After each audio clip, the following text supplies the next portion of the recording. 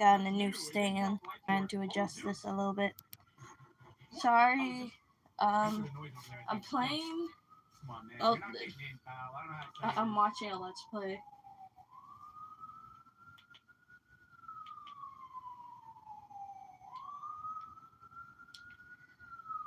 Chill and relax, copyright free music.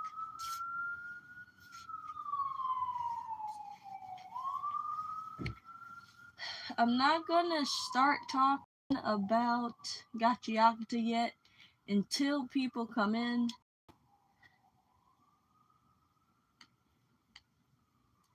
So we better wait.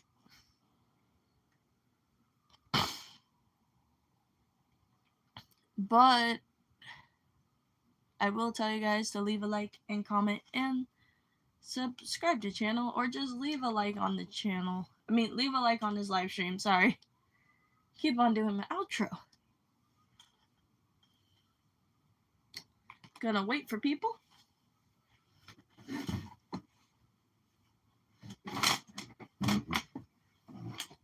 And turn on my air conditioner because I'm blazing in my room.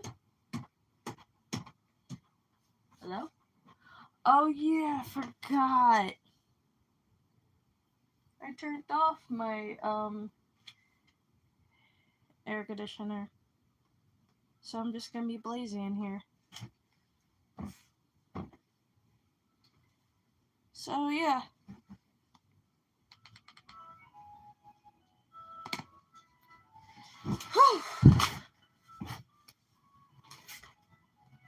I am gonna start doing my thing. Gonna do my little thing. Just wait a while.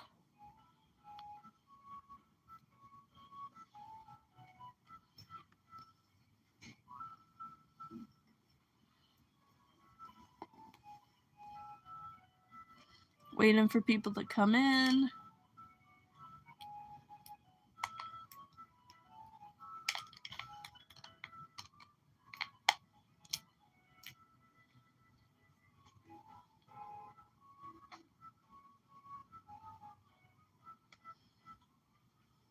The reason why I want to explain the plot of Gacha season 1 is because if I don't want to spoil like the whole manga.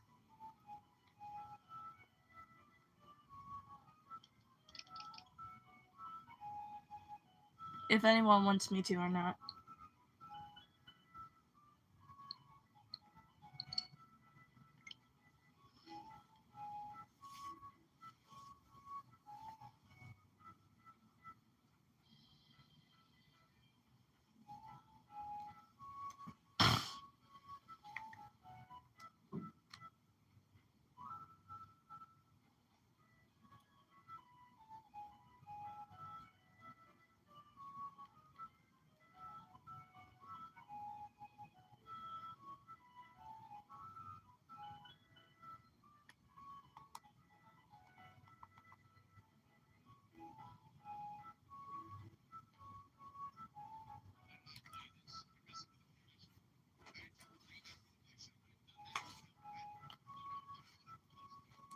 Okay.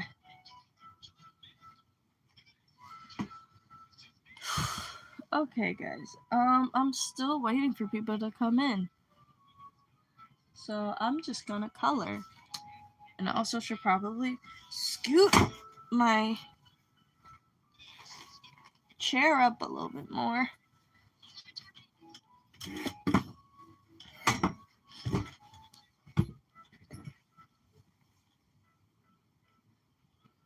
So yeah.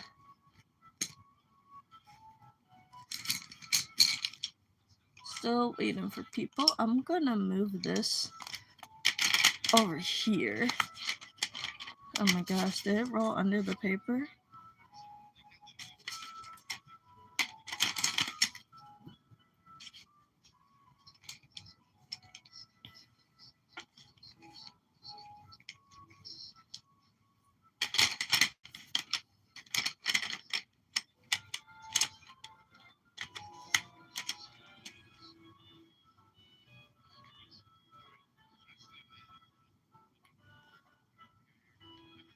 Okay.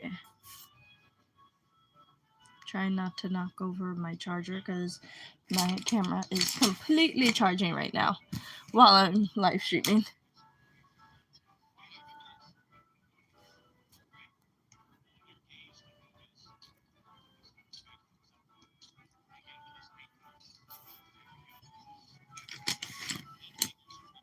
Okay, we're gonna start with this side of the hair.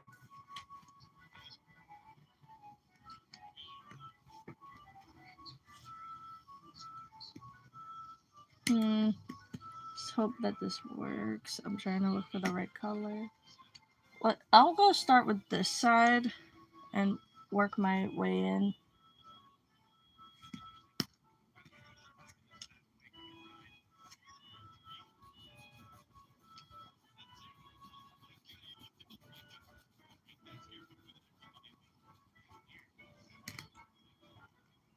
I don't know which orange I should use.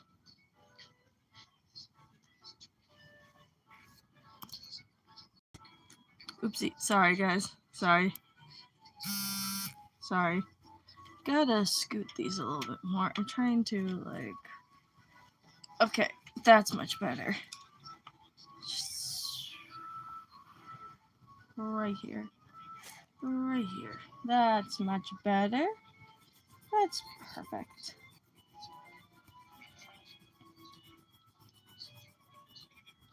Okay. Let's get the colors in. Let's make it all pretty. Still waiting for people to come in. I'm gonna live stream a lot more longer this time, so...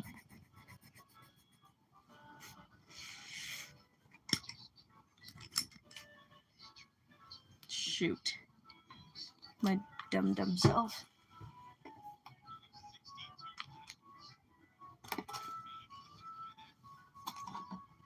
Need to get my sharpener.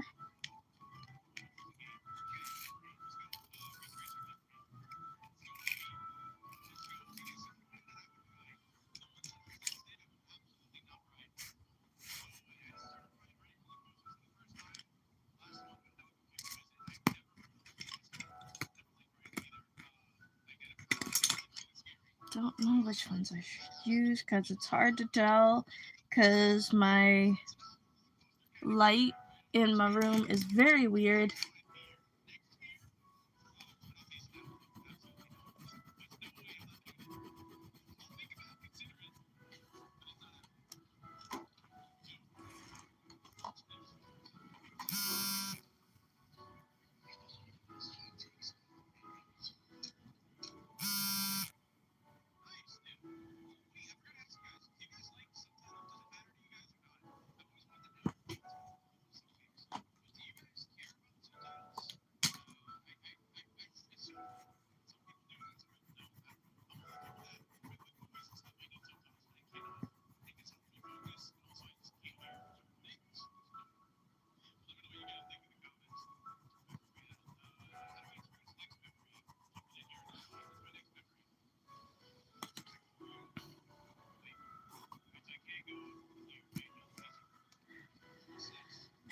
Okay.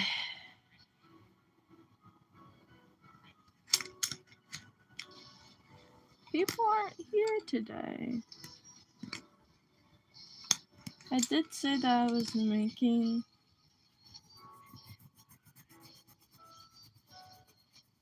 Okay, that is the same color. What am I doing? Okay. Enough of the orange. Now we need a different orange. That looks like ass. But I'll work with it.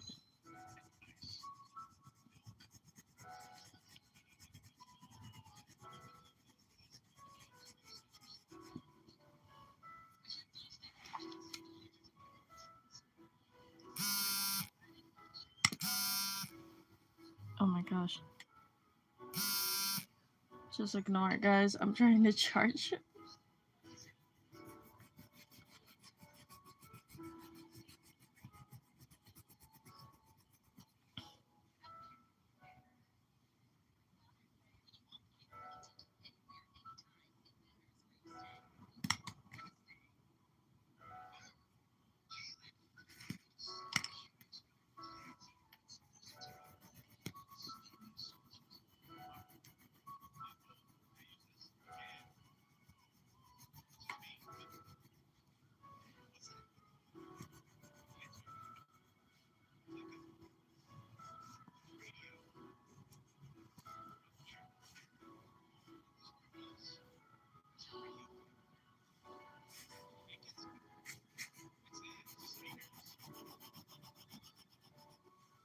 Okay, I think this was a dumb idea to use this kind of, oh, sorry.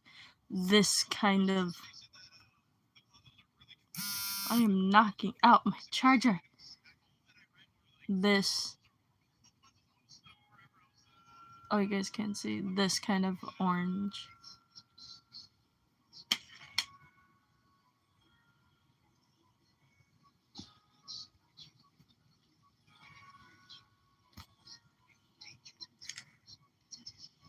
Oh my god. Da, da, da, da, da, da, da, da, da, da. Okay, these two colors.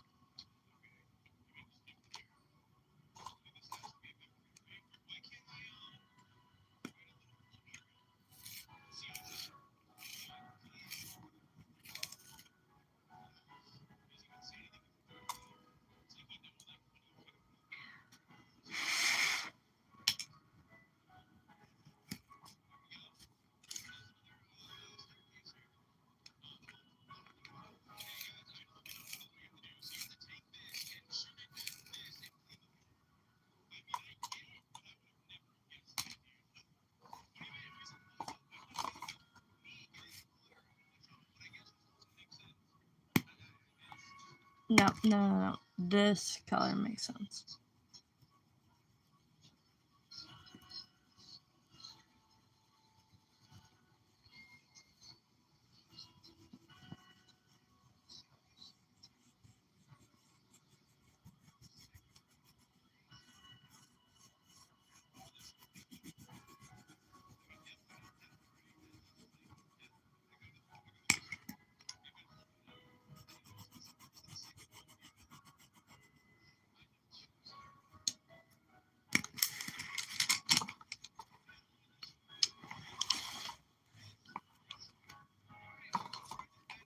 Get it that these Draw Me live streams are a little bit boring, but you guys really like it when I talk about my favorite things. So yeah.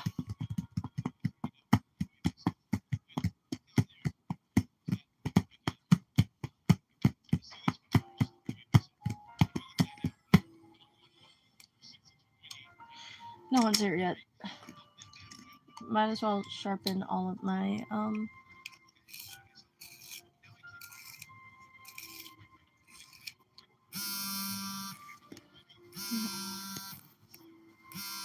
okay, hold on.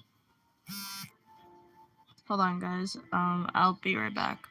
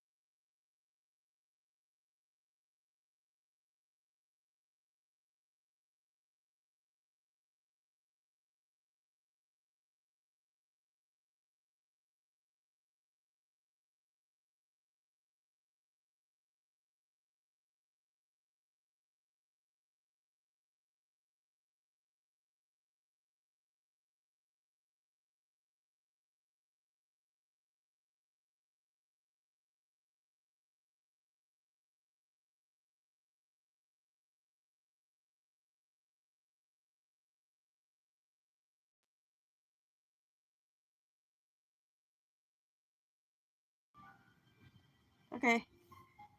Hey guys, I am back.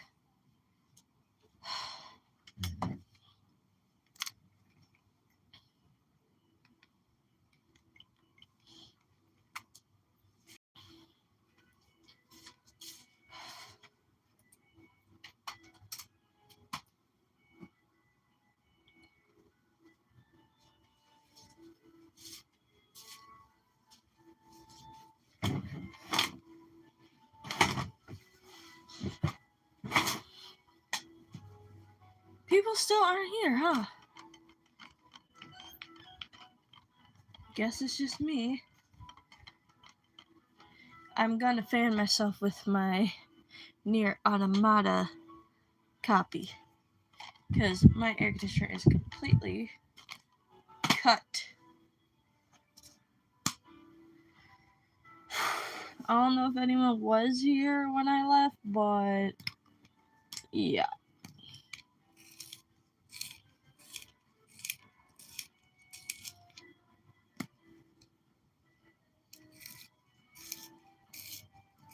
Or people are just celebrating their Easter. I was going to explain the plot, but I was waiting for everybody to be here. But no one's here, so I'm gonna explain it alone. So I'm just gonna be talking to myself.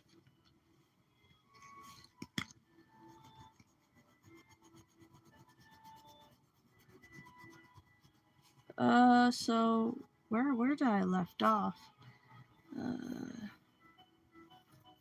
We did do Amon's part. Oh,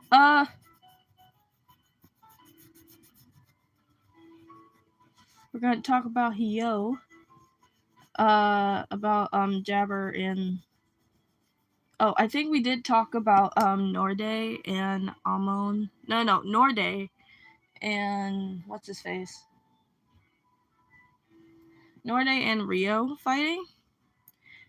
So apparently, like, Rio is actually an assassin. Well, she used to be an assassin, and the person that told her not to like kill anybody anymore is Engine.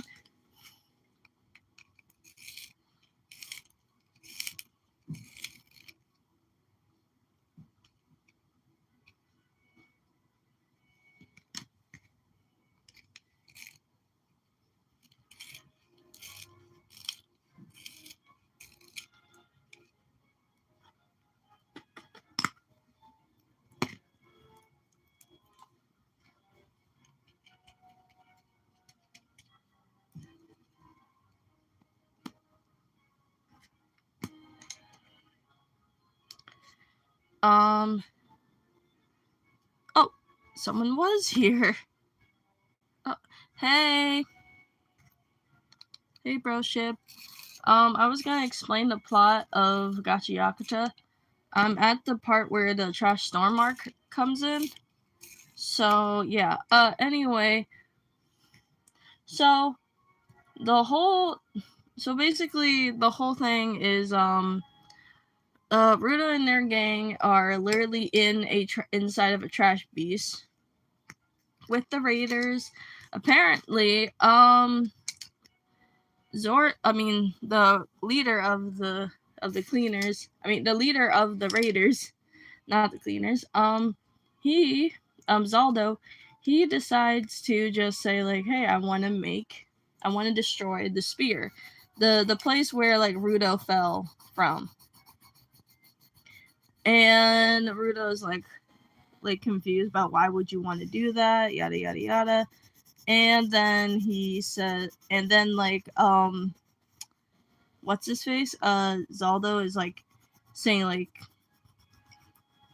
about, like, some weird stuff. I think he's talking about, like, his past ones, where he apparently he is one of he grew up with a he was raised with, like, people that worship the spear, because the spear is a moving thing. So basically, if it moves like this, trash falls out, basically.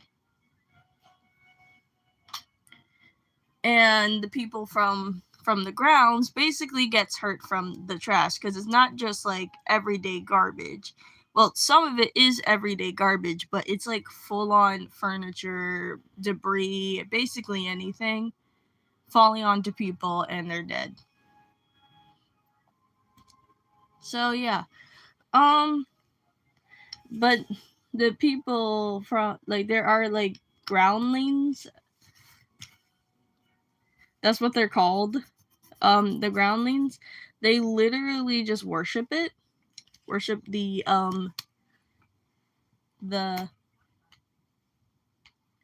worship the trash, because they think it's like God, think like it's like a gift from the heavens, but it isn't. And some people actually just die from that because they don't stay in their homes.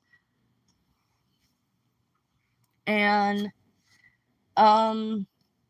basically Zaldo was basically a part of that situation. His basically, like, his family died from them worshiping the whole ground. And clearly he's upset, and he wants to destroy all the... He wants to destroy the spear. He wants to basically take down the spear, but he also wants to figure out how to get through the border. So I'm only explaining that part because I think I was talking about the part where everything is going to shit, where the other raiders, Bundus, he decides to he uses his vital instrument that is a prosthetic limbs, actually.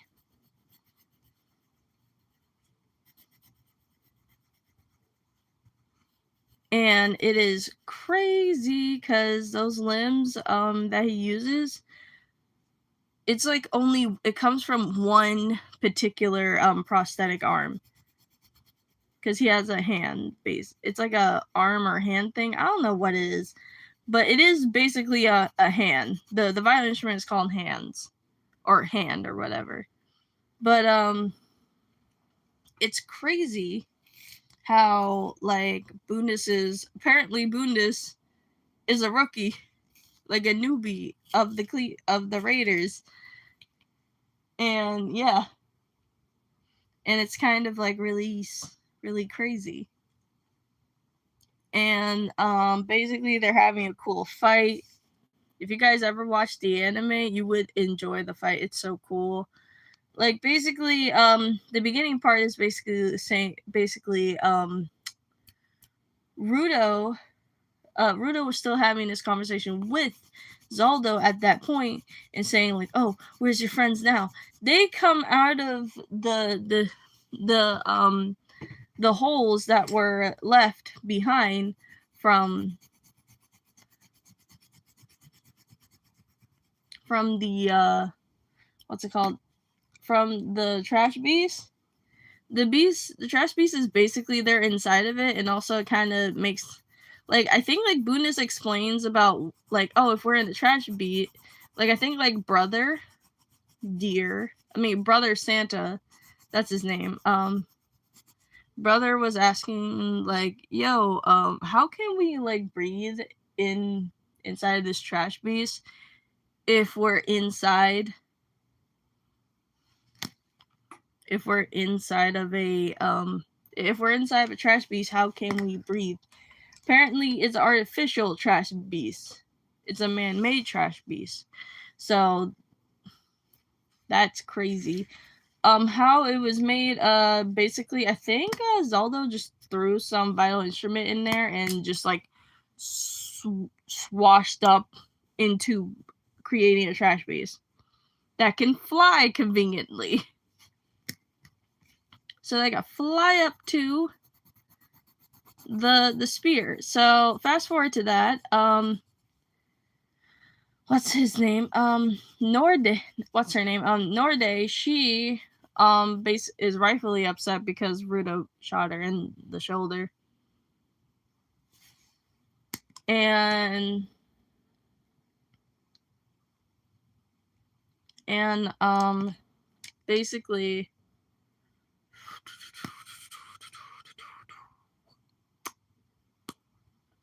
oh my god, I forgot my train of thought.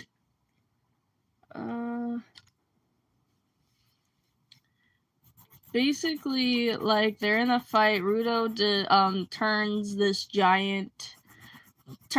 nail gun into a literal gun, and then he turns it into a cannon to break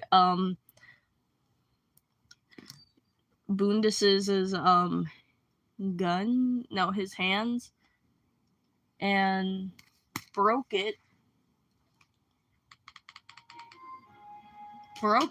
and just destroyed the heck out of it. And Rudo is feeling sad for breaking his stuff.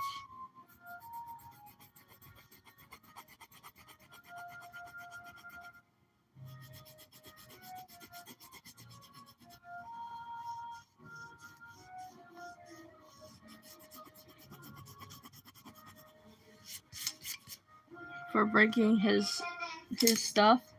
So yeah, so Rudo is feeling feeling really bad for breaking Bundus's hands. And Bundus says like, "Oh, don't cry over that. My hands are made from the same prosthetic arm that I used to use, so I could basically fix it." And I'm like, "Are you serious right now?" So Rudo is rightfully upset. Like, bro, why are you telling me all that? Where are you going? Why are you telling me all that stuff? Where you're going? And he, hold on, gonna charge this actually. Got a new.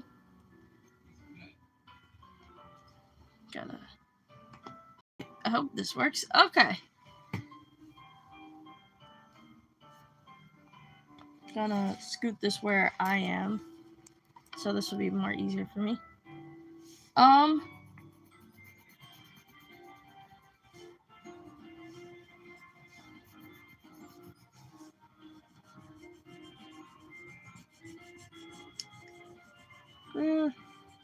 Almost had it.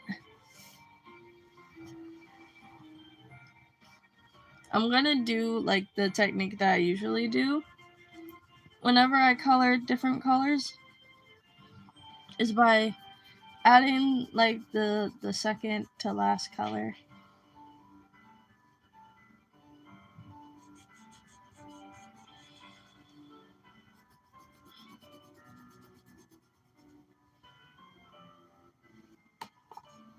And as I was saying, Rudo's upset. Norde is saying like she basically gets her last laugh by using her vital instrument. So her vital instrument is a plastic comb. When she runs it through her hair, it turns into electricity. So she's basically whipping her hair back and forth. So when she was fighting Rio. So yeah. After Rio decided to use her other vital instrument, the gun. So yeah. Well, use the pew pew or whatever it's called. I don't know. Anyway.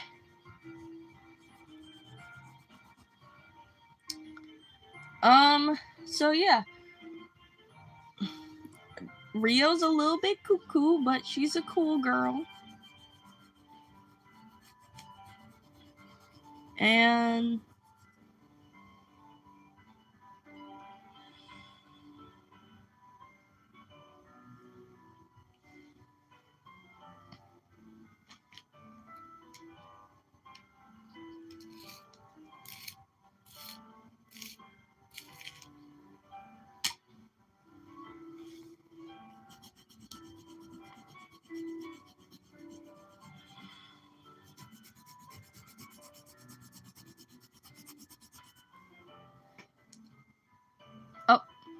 hi.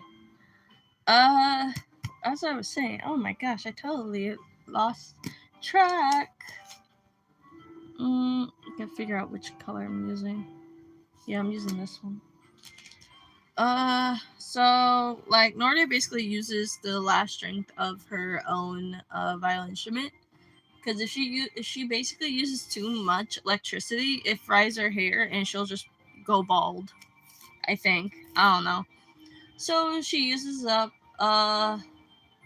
Turns out the shot that Rudo shooted it from his nail gun, it did not hit the core from the trash bees that they're in. It hit like a hole in the trash bees. And skip forward to that. Meanwhile, Fu, he goes like literally like crying his eyes out. So like in the anime it doesn't show this, but there's a cool detail. The mask that Fu wears is actually painted on his face. It is painted on his face. So like in the manga, like when he cries, because he's just like, oh no, they left me, right? So Fu, when he cries, I was eating. How are you doing? Oh, I'm doing great. Me and my dad went shopping. I went shopping to buy some clothes, and I got some cute outfits.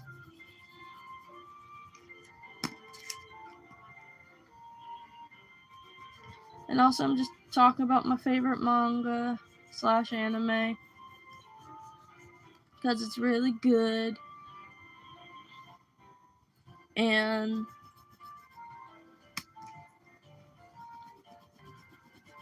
the anime is like really good. I'm just waiting for season 2.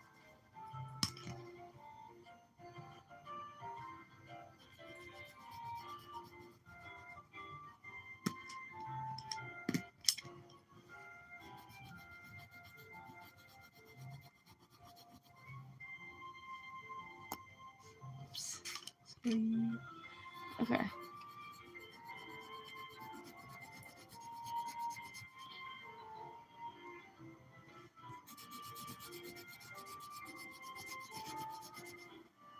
And yeah. And I did pre-order a game. I'm not gonna tell you guys what it is, so you guys have to guess again.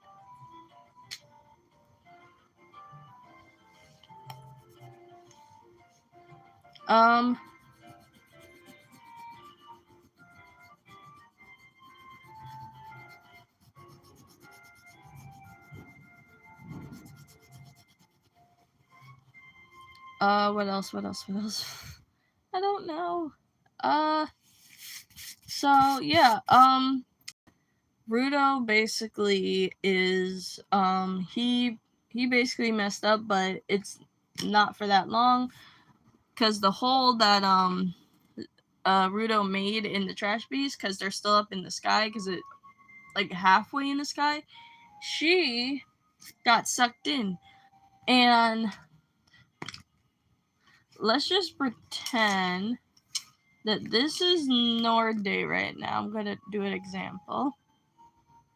So the reason why they're calling it border, because there is just a bunch of clouds right in this middle center, right? This is the spear. It's up here, right? It's up here. And this is the ground. So people can't pass through here, because if you do, you die, I guess. I don't know. So, okay.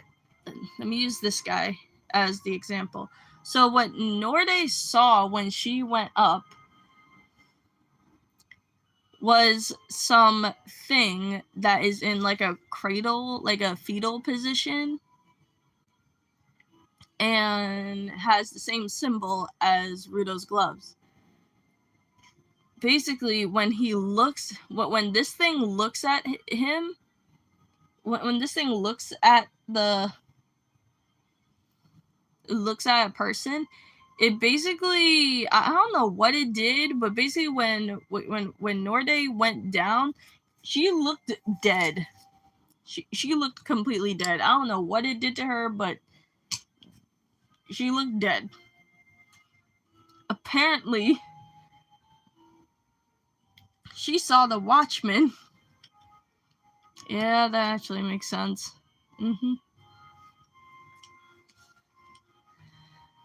She saw the Watchman. And the Watchman has the same scars as the same like scarring that Rudo has. So yeah, basically Norde is like that. Everybody's freaking out because they don't know how to get out until they realize, oh yeah, we forgot. Gita's power. Gita's power, she turns into a kaiju. This little girl turns into a freaking kaiju, and oh.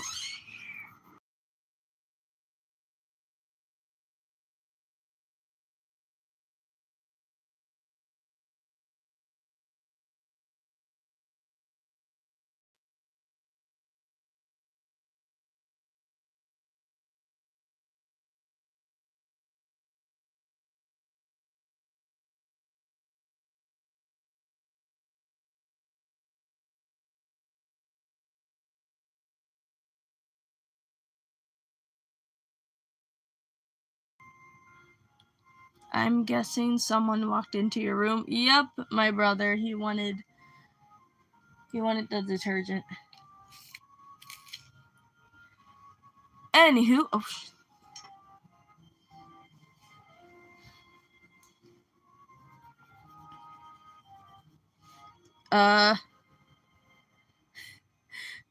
My brother couldn't hear you, so yeah, he was surprised to do this art and live streaming thing.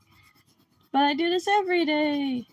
Well, every Saturday, depending on if I'm literally have something to do.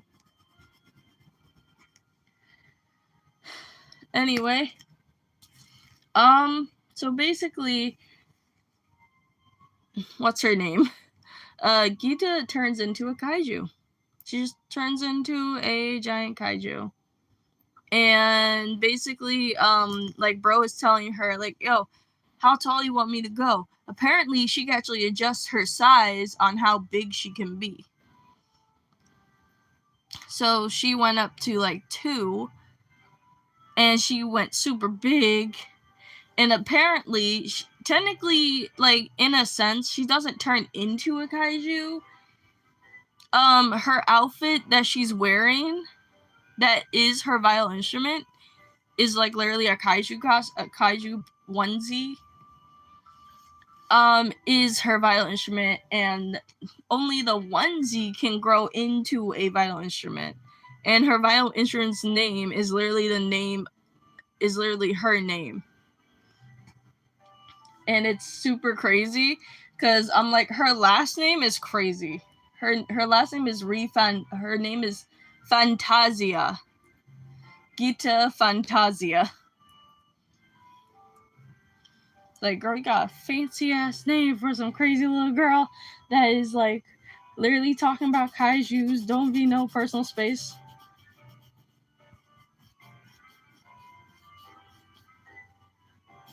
But I think that's what everyone likes about Gita. She's like literally like the little sibling that wants to talk about their favorite things.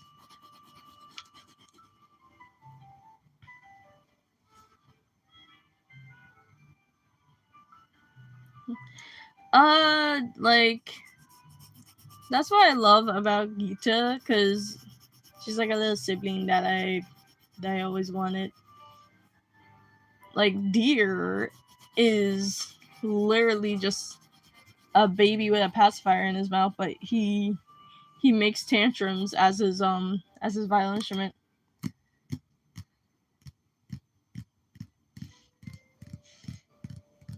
Oh. Okay, I think we're at the point where I need. Okay, enough of the fire style of this. I think we're going at the. Oops. we're going at the part where I need to color in the green. So, didn't do that. Gotta flip this over a little bit.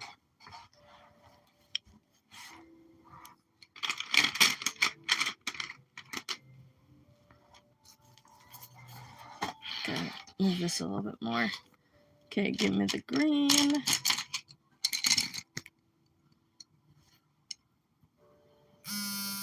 Sorry guys, I'm just charging while I'm streaming. Anyway, as I was saying, basically everybody is getting out of the sorry. Out of the trash beast till they realize that they're just falling from the sky because the trash beast was out from the sky. Well, technically not really. Like they were plugging up the hole that Ruto made, so it was basically making a vacuum. Ruto, basically Geeta was plugging up with her butt for some reason. I don't know why she did that. I think she was like pressing against it on her back or something, but the manga the anime made it look like she was plugging it with her butt.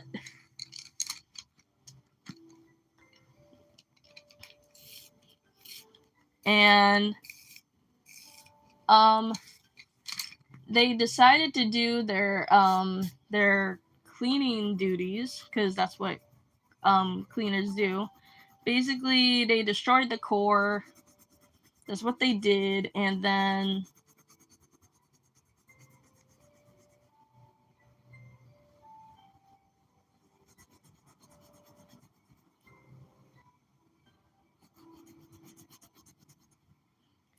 what else happens?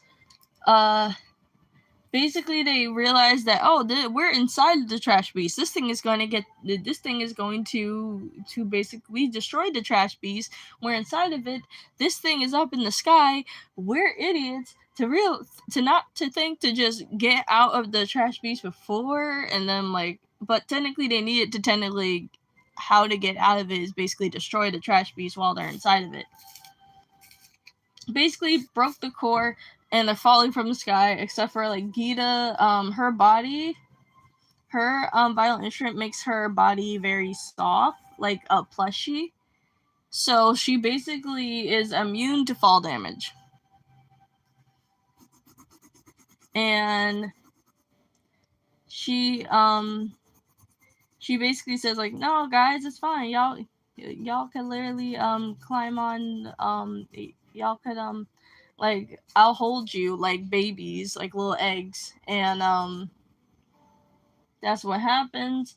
Ruto got in Amon's boots, and then the whole cleaning crew, the cleaners, the other team, came for them and finally finally figured out what's going on.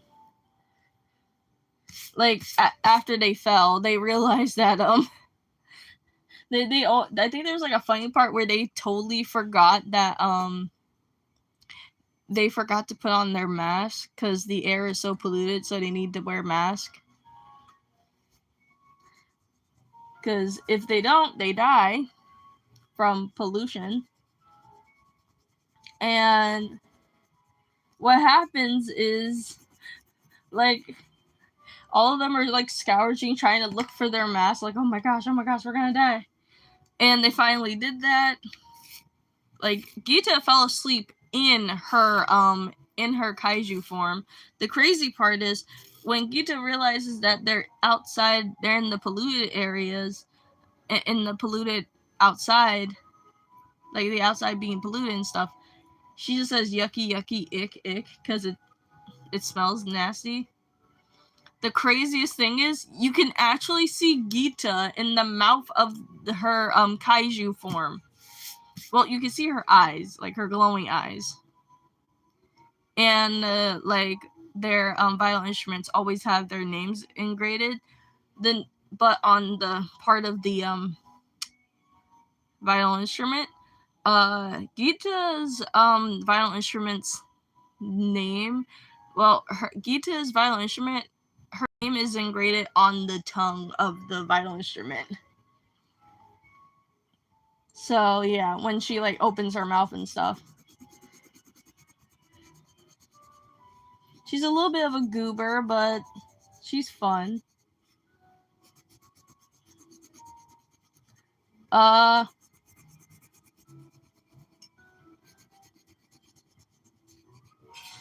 What else? I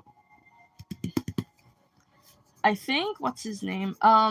Basically they were talking about how this happened and stuff.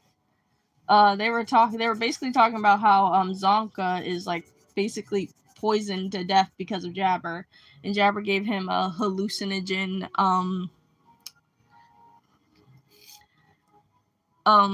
thing in him, basically his poison things, and he's like basically unresponsive, unfortunately.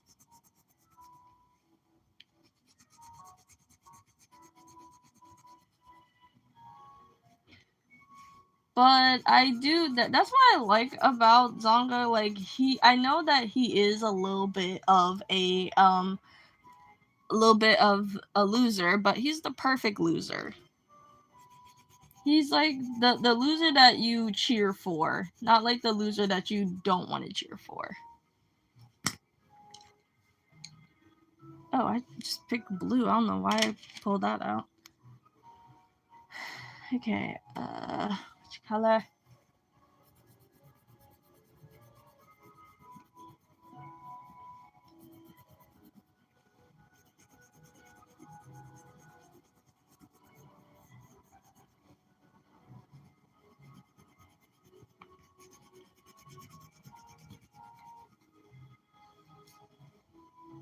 Uh-oh. I need to sharpen this. Basically, everyone's just chilling, talking about everything. Like, I am gonna, like, skip forward to some stuff because it's mostly just chill and relax. Everyone's doing their own thing. Rudo's feeling really bad for Zonka, so he gives, like, a get well present. Anyway, I think there was, like, a point where, like, Demel is, like, super excited to buy, like, gifts, a get well gift for Zonka. And because he was the most injured person there. Seriously, like he literally had poison in him, so he was just like really out for the count.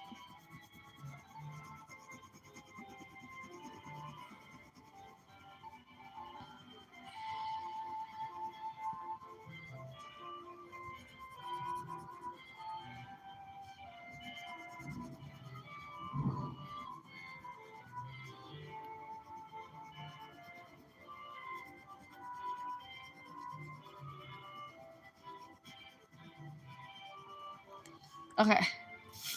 Almost done with this side of the hair. Actually, I should have colored this side too.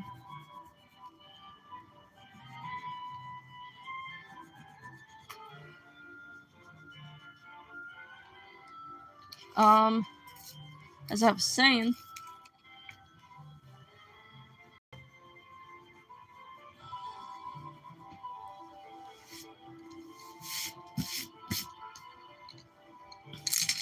I might just do the hair in the middle part with this color because it's gonna be the bottom side anyway. What happens is basically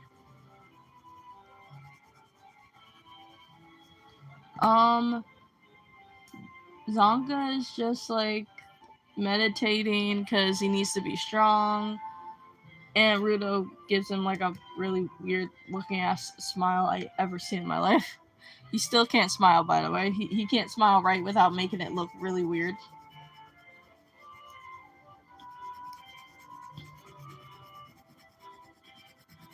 So yeah, basically, like I think there was a point where like what's his name? Demel was saying like, oh, plants can't grow in the grounds because the soil is basically rotted from the pollution. and I don't think there's like an actual way to do that. But it does like ties to Demel's backstory that his wife really loves plants and they wanted to plant plants, but his wife died from a bunch of raiders, so he has like a watering hose and his wife's gardening hat. But Demel is a teddy bear, a big old teddy bear, giant ass teddy bear. I'm not even joking. Like if you looked up his bio on Wikipedia, his height would just say biggest, because he's super huge. Like in any scene that Demel's in the anime, he just looks like he's like they had to shrink him down to fit inside of the car, and you see him in the front seat of the car, you see him on the side seat of the car. I'm like, bro, your shoulders look like you were squeezing two halves of the entire seat. The funniest thing is there is a point where when they came back from shopping, there was some guy trying to like tell them, hey, you need to pay for my arm, because he was basically like faking an injury because he was trying to get in the street. I kid you not. You see them just bobbing their heads back and forth because like Engine knew that he was. I'm completely opposite of the complete opposite of me. I'm just naturally shrinking. Yeah. Bro, like his size makes no sense, because there is like a point where he's in the front seat of the car. His whole body takes up the entire window, the entire back window of him. He's in the side. He's in like the side part of the car. He's like in like the back seat of the car. I'm like, bro, how can you fit in there? And he's completely hunched over. So I'm just like, and I think there was like a point where he's like stood up straight, and I'm like, how is your head not touching the roof of the entire car? So apparently the whole thing is Ron just makes him bigger if she wants to every time in the manga, and I can tell because I'm just like, bro, how tall are you going to be? Same with like Tamsy, like his bun and his hair gets bigger or smaller, but I'm just like I think it actually gets bigger, so it just gets weirdly sized up.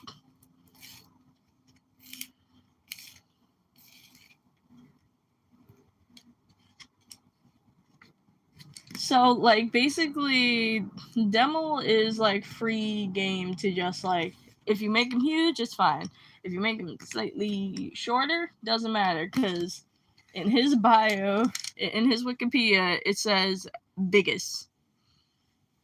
The biggest or whatever, because technically he's just a huge dude that there was a point where he's in the hallway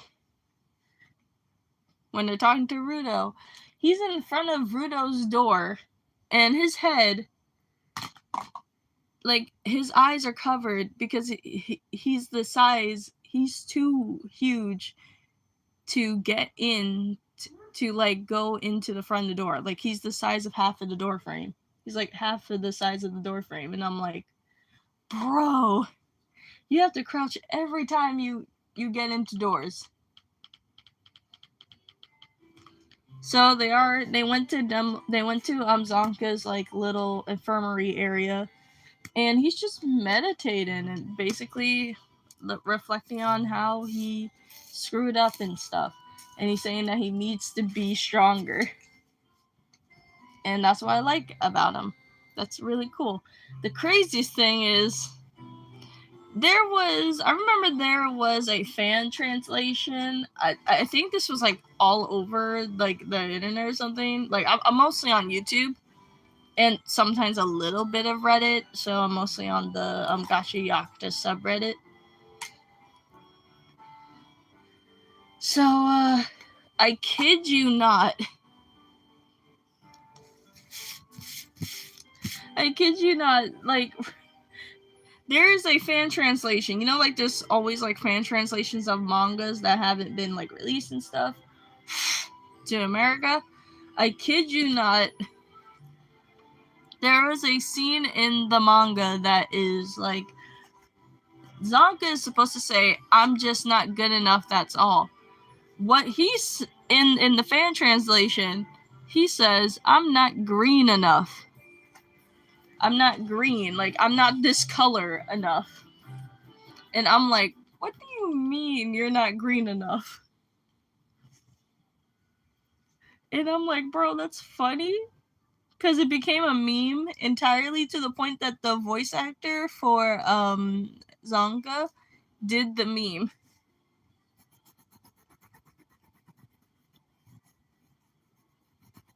And now it became like a whole meme of just him saying he's not green enough.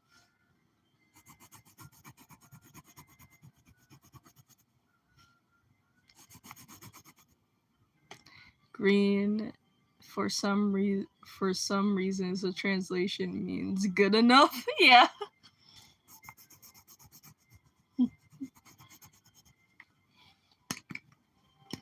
I'm like, what do you mean by green? What do you mean? What, like, the fuck do you mean you're not green enough? It kind of just, like, ruins the whole moment, but it's so in the most funniest way possible.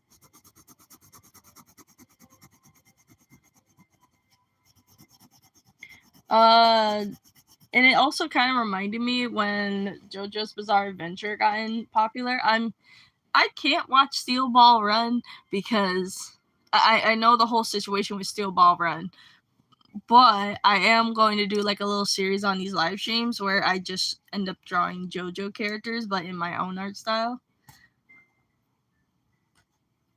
and drawing them into like fashion illustrations. And I only could draw girls, so they're going to be gender bent. And anyway, does anyone actually watch JoJo's Bizarre Adventure? Or is like the plot a little bit too complicated? Because I just watch it for the funsies, because I like it.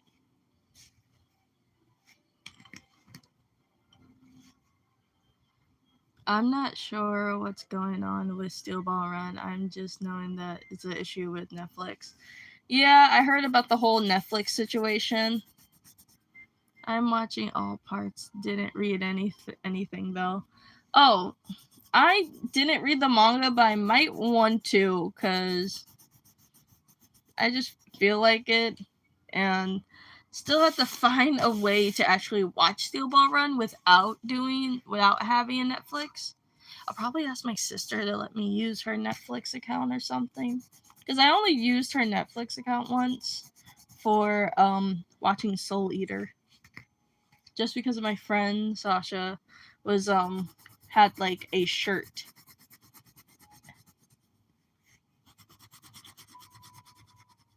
She had like a t-shirt of Soul Eater, and this was around like gym time. I could not tell if I was looking at a cat's butt on her shirt or anime girl legs. You and Sasha are is Sasha currently streaming too? I don't know.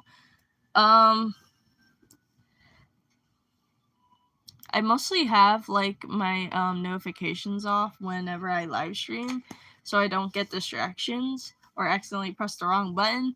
But I'll check up on her live stream today when this one's over. I'm watching both of you right now. Oh, she is streaming then.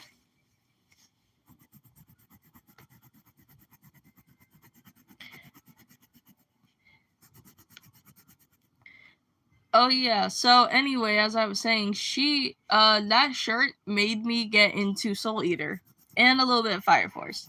Still need to watch season 3 though.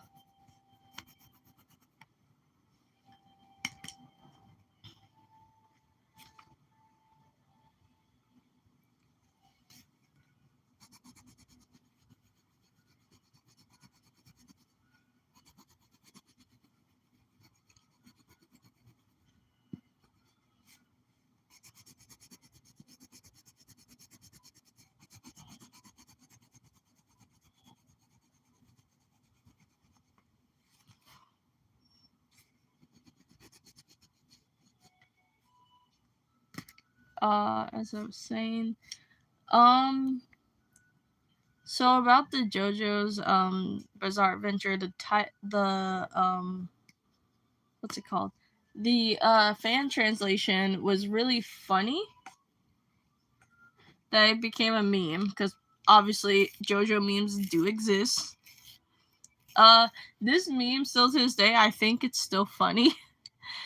There's a translation where I think like one of the villains say what it was supposed to say, "What a nice day." He says, "What a nice doing." I'm like, what the fuck is a doing? I'm like, what the hell is a doing?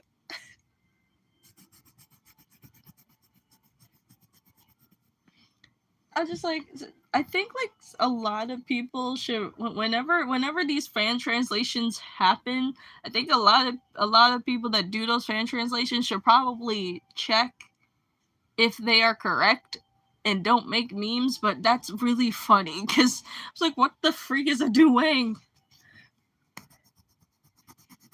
I'm like, what's a doing? What are you talking about?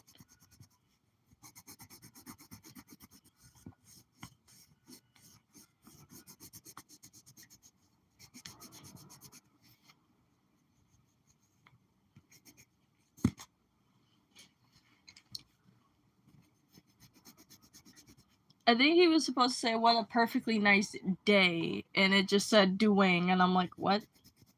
What's a doing?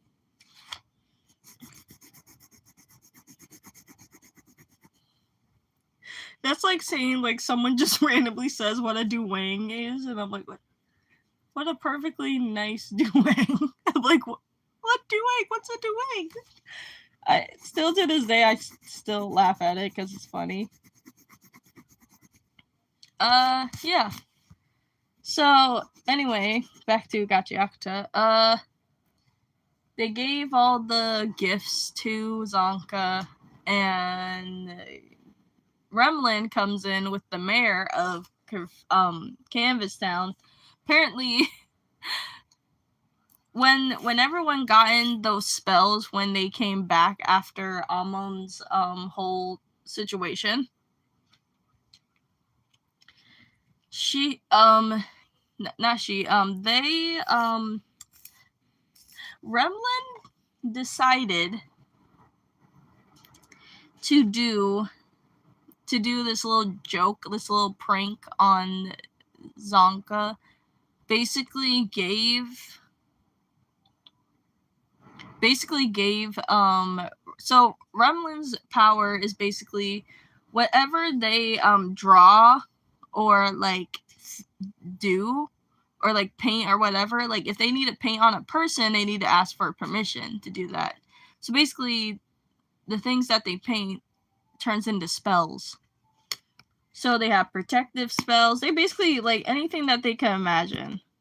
And that's why, like in Canvas Town, they call these people givers, but also they call them spellcasters because they make spells. And they have a spell on, and they always have like these successors. So basically, Remlin is a successor of Canvas Town, and the reason why I'm saying they and them is because Remlin is just a genderless child that just does art. But everyone kind of just gave up on their gender because just like Remlin is Gremlin. That's the whole thing with Remlin. That became really popular because their name sounds like Gremlin, and they act like a gremlin, so I'm just like, that's still a child. So it's kind of funny. Gremlin is Gremlin.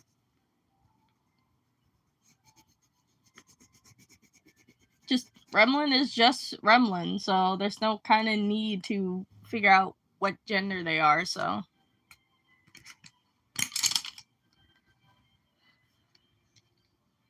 And that's what I like, because I keep on, sorry, I have my brain everywhere today.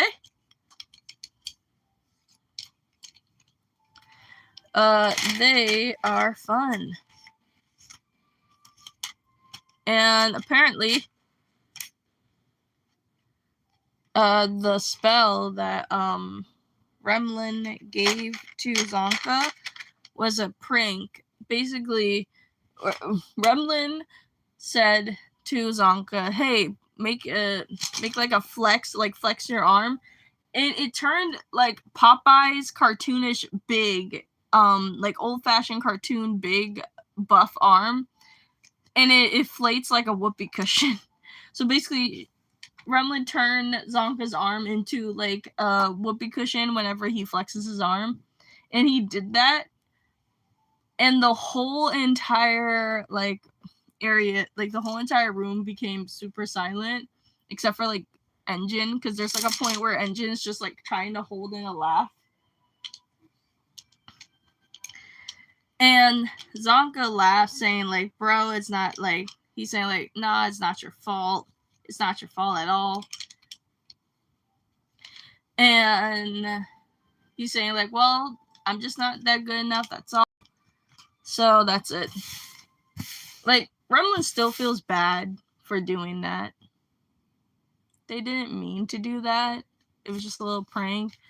I think they didn't know how bad the their situation was going to be.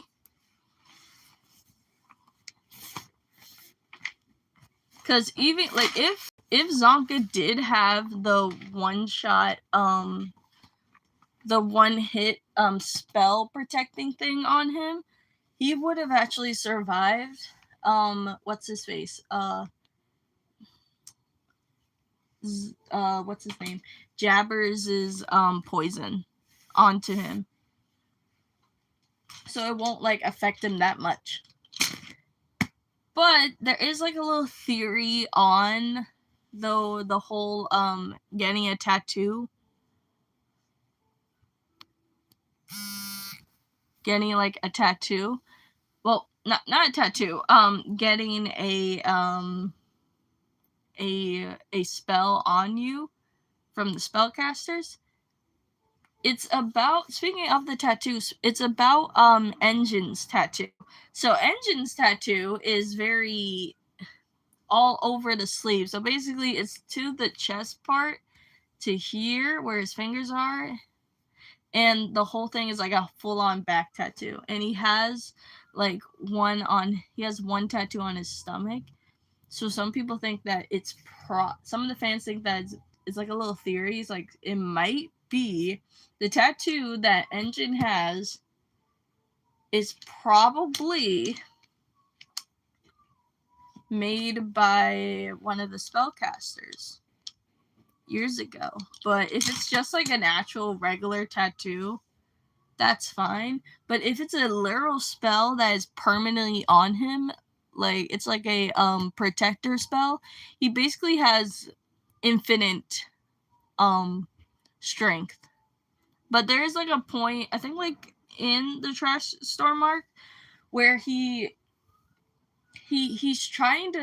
basically grabbed something out from his bag, but he doesn't like grab it out right now, so no one knows what's in his bag at all. So Engine is very a mysterious character, so mysterious that Engine isn't even his real name. He hates his real name, and how he gotten the name Engine is the person that gave him that umbrella.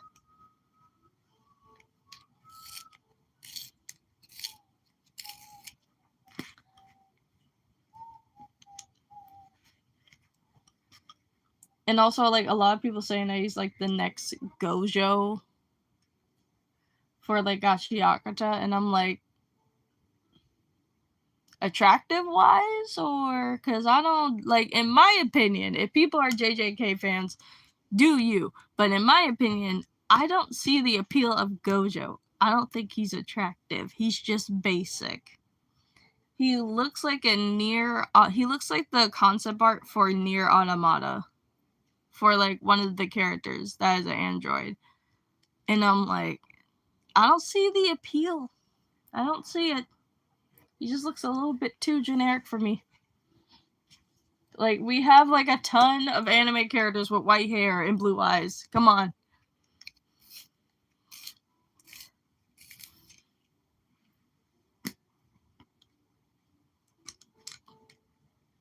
Finally, a lady that doesn't love.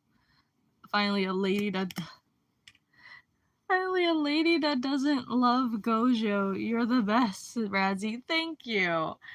Like, I still don't get it. Like I do post on Reddit, so I kind of just made like a post saying like, oh, is like who's the most attractive in their series? Engine or Gojo? A lot of people said Engine because of the tattoos and the piercings. Like, he only has like piercing earrings, but they are cool. It's just his tattoos makes him 10 times cooler. And in the manga, there's like a point where his hair is all naturally down,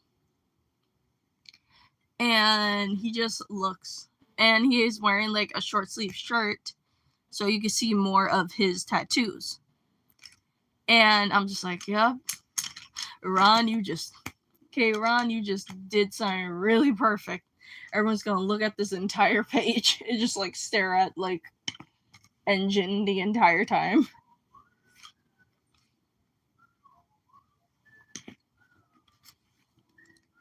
And like, the craziest thing is, like, Engine really doesn't like his name. The craziest thing is, remember I told you that the vital instruments have whenever they get transformed, they have the name of the giver, of the person that is using the said vital instrument.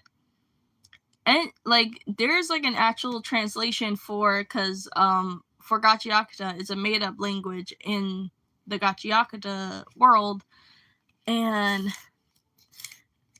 everyone could clearly sees everybody's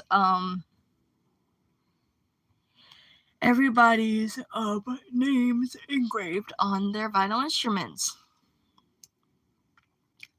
But when you translate Engine's vital instrument, like, there's like some lettering on the on his umbrella when it's transformed, and I'm like, oh, maybe that's his real name. Someone translated it. It just translates to engines. Well, engines, plural, instead of just engine. So it's either that or maybe it's like depending on the user. I don't know. Kind of complicated. So yeah. Back to like, so basically like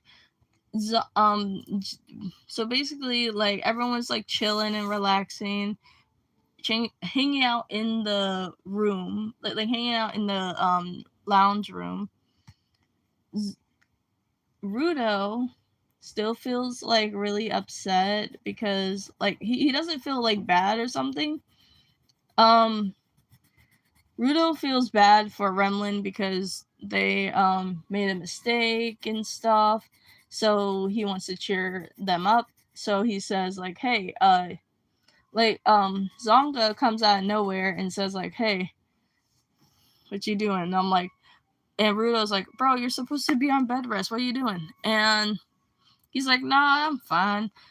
Are you sure? And I'm like, Rudo basically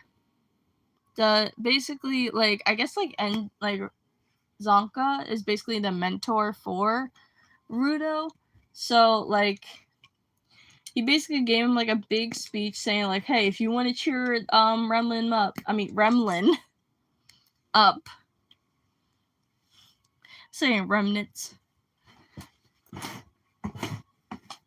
Okay, Remlin up, go talk to them. So Rudo thought it was a plan to say like, I never drawn before. Can you teach me how to draw?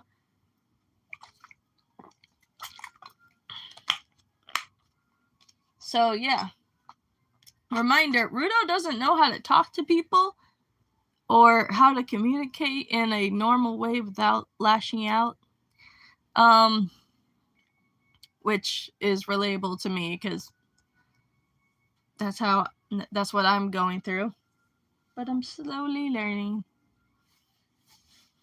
But my anger isn't like extremely intense like from the past. way before I made a YouTube channel. Way before I even had a phone.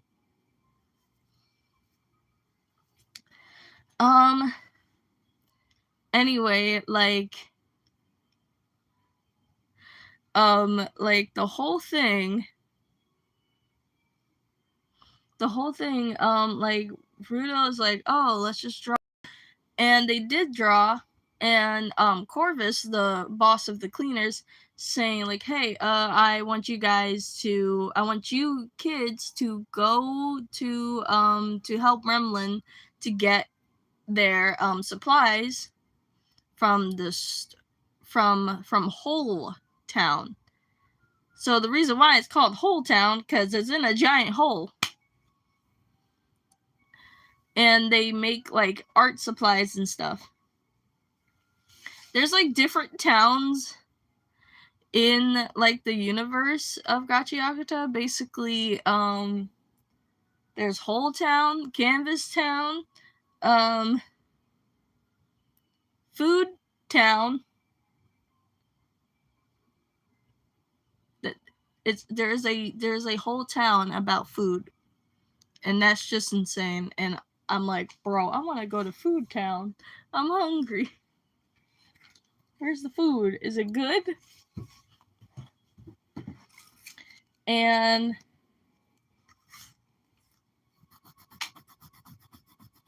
what's his face? Basically, like, they go there and like some of you saying like, hey, that's a bad idea because they're still kids. They're gonna get bandage snatched by somebody. And I'm just like, oh, it's fine. They have Rudo. Rudo's the oldest because he's like 15. Remlin and Gita are 14. And Deer is 10 years old.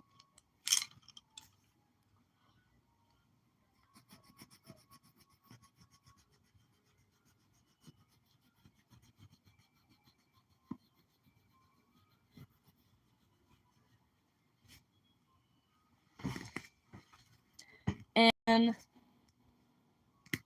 what else?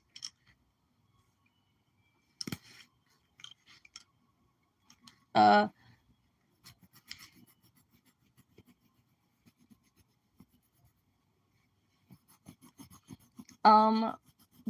whole thing, so basically they're going shopping. Rudo gets distracted by the sweets, and apparently they're not technically like on their own. Brother Santa and Engine are on top of the roof, basically tracking them until like Engine spots Fu. So Fu is on his own. He doesn't know what to do, and he needs someone to give him orders.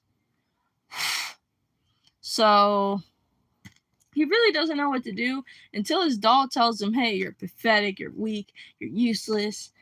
Basically saying the most mean things to Fu and saying like, yes, I am useless. I am like weak and stuff. And he decides, hey, let's ask, like, basically the doll is saying like, hey, let's ask everybody. Let's ask them. Let's ask the cleaners to do this.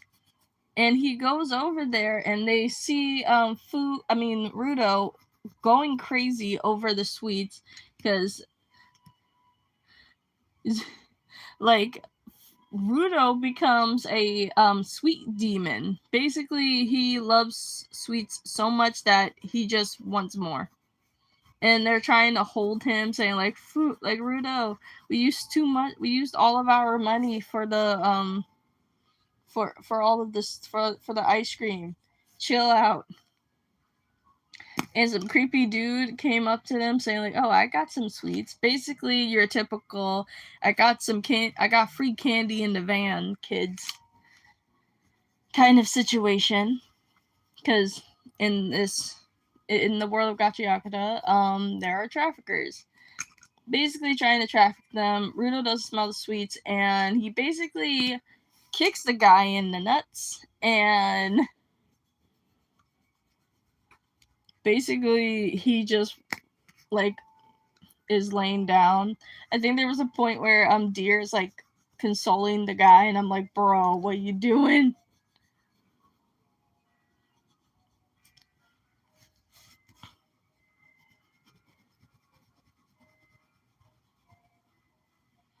And yeah. Okay.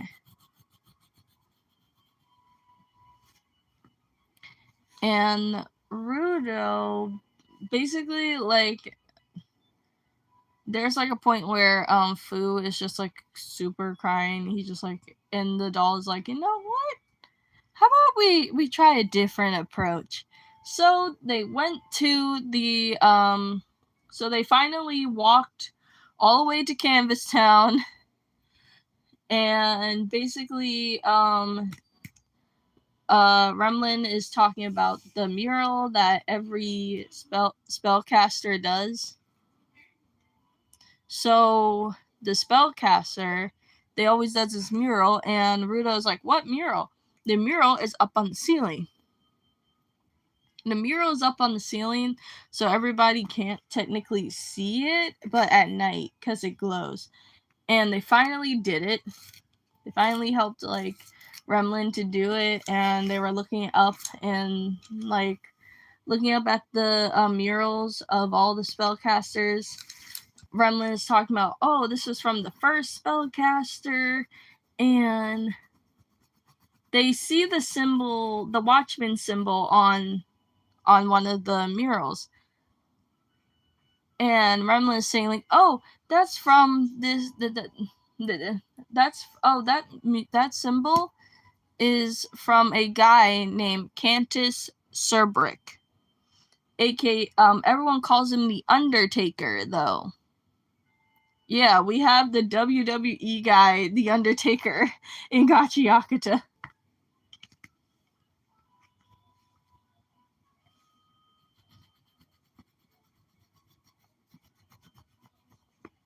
Yeah, but apparently when Rudo heard about that, apparently Rudo's last name is Cerbrick. So Rudo's ancestors is a part of the whole Watchmen series because apparently Cantus Cerbrick is the guy that had the entire Watchmen series. There's pieces to the Watchmen series. So it's not like just one object, it's like wearable clothing. Basically, there's a Watchman jacket, Watchman gloves Rudo has, the jacket Zaldo has, the boots Amon has. There's a book that I think Tamsy has now. Rudo's adopted father used to have, but Tamsy killed him, so. And now we have the Watchman that watches over people, sort of. From not basically, he's basically like a god entity thing that is basically preventing people to get up to the border or try to get up to the spear, because there is like mysteries to this entire world of Gachi Yakuta. No one know, not only the characters, there is still more secrets about the whole world of Gachi Yakuta, about how did this world became so polluted, or why is there a giant city floating in the sky that is just basically all that. And like, why are the spirites so mean to like people that they accuse for murder, or basically call them like tribes folk filth? And why are they so adamant about trash and stuff? Basically, like, if you dig into trash, you basically get the death penalty by them via them throwing you into the pit. and you die and stuff. So, but regular things you still can like basically die. So basically, like anything that you're doing, all their rules are like basically messed up.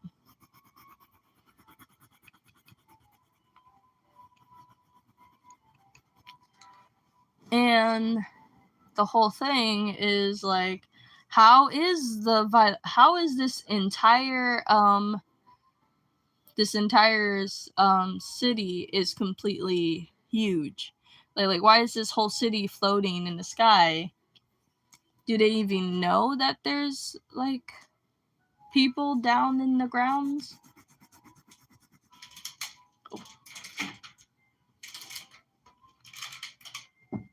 Oh, hold on. Yeah.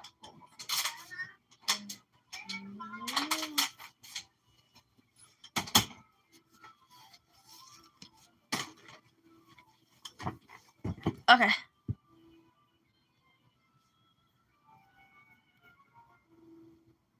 Okay. Anyway, so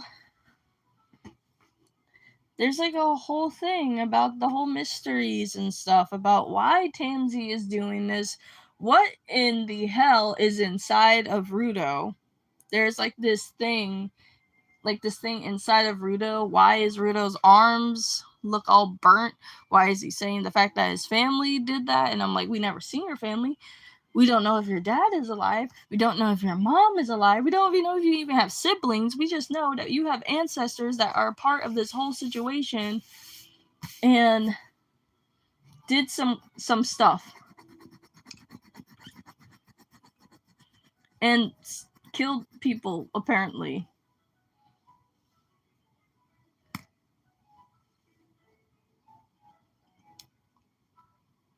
And I'm like, what's going on? We don't know. And that's what I love about Gachiakta. It's so mysterious. Like, we don't know why the Hell Guards are like this, and why do they hate the... Well, technically, we all know that the reason why they hate the cleaners and people that are givers is because they say that givers rely on their vital instruments way too much. And I'm like, yeah, that is true, but still, man, don't act like they're not your allies in this situation.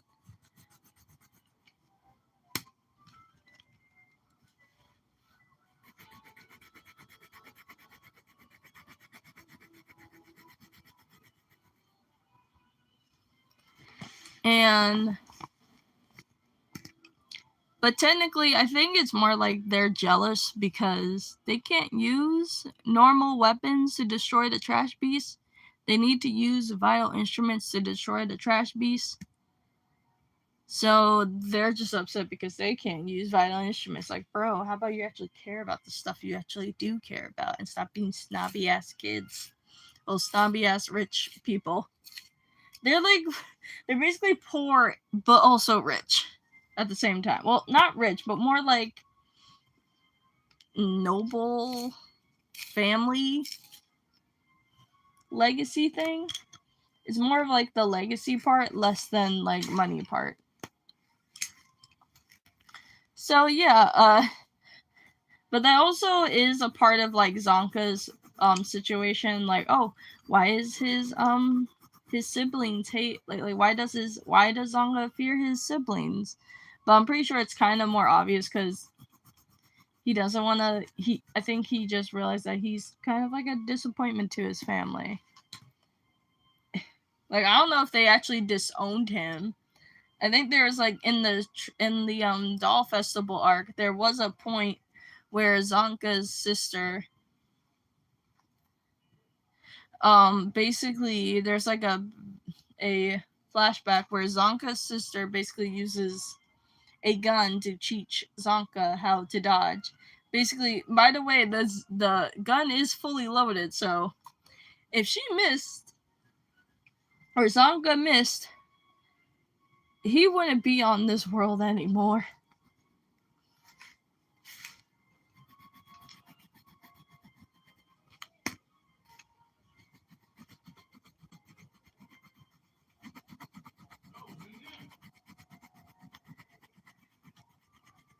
Okay. And as I was saying,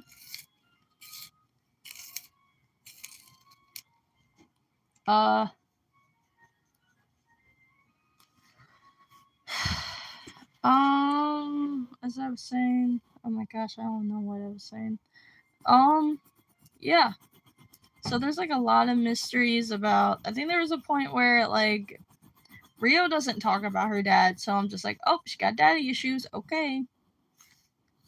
She probably got some daddy issues. That's why she's like this. No one knows what. No one knows why. I don't know why Amon's mom sold her to some how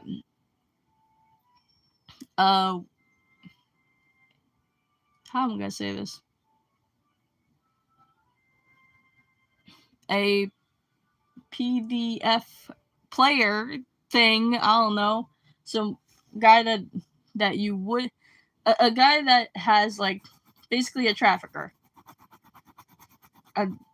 That's what he is, because he basically says that his trafficker buddies don't like him, and I'm like, I wonder why. I definitely wonder why.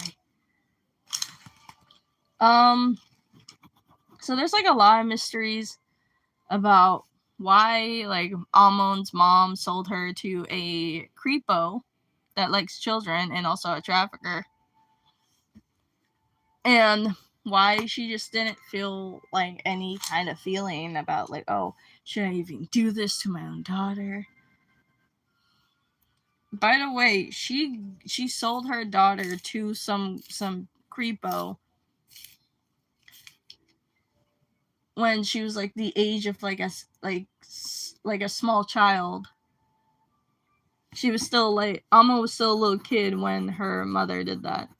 So it's kind of fucked up. And no one knows why that like no one knows like the rest of everybody's family. No one knows what engine has in his bag. No one knows why he hates his name. Maybe he thinks it's a loser name. I don't know.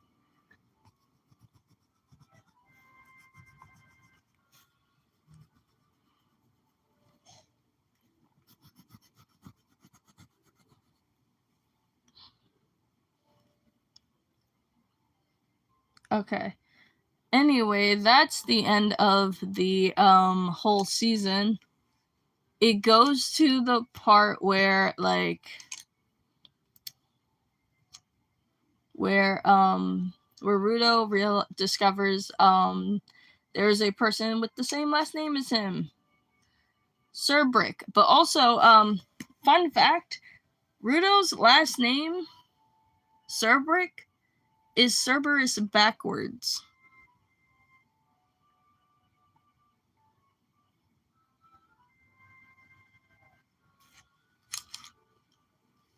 So it is cool.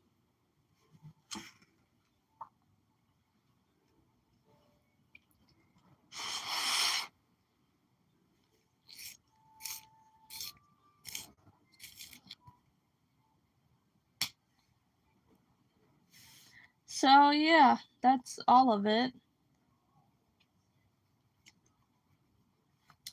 Now I'm going to talk about my favorite chapter of all time. No, my favorite arc in the series.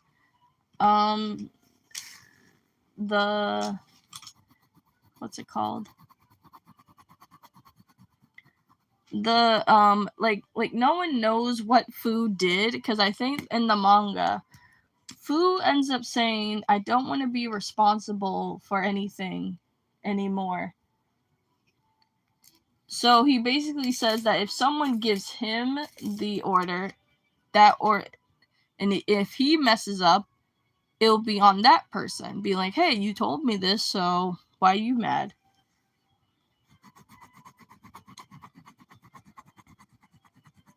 So yeah.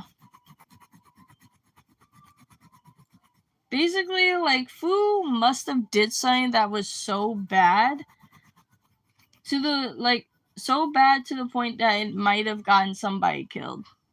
Well, someone that was close to him killed. Because he is afraid to take orders. I'm like, bro. So that's how he like basically manifests his alter ego. So basically, like, how I'm going to explain the whole power system. So basically, there's anima in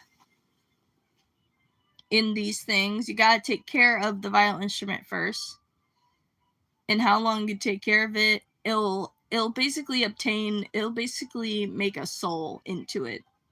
There will be a soul grown in there. So basically, it's like a little seed. It grows in. It's kind of like a seed, like grown in there, inside, and basically, how much you take care of it will turn into a vital instrument that is a weapon or a defense weapon. So, for example, Semiyu, her glasses that she wears, she could basically sense what kind of power level you have. And I think in the manga she says that she can actually tell the future. But I think that she said there was like a downside that she might go blind or something. I don't know.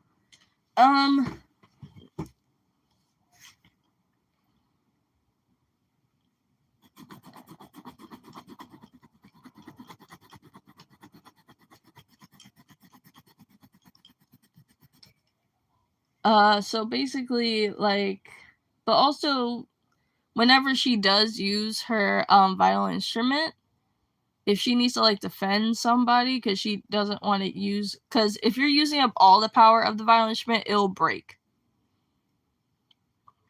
It'll just turn into dust and stuff, basically ashes. So some givers don't want to do that and want to they don't want to break their vital instrument. So they stay as supporter givers.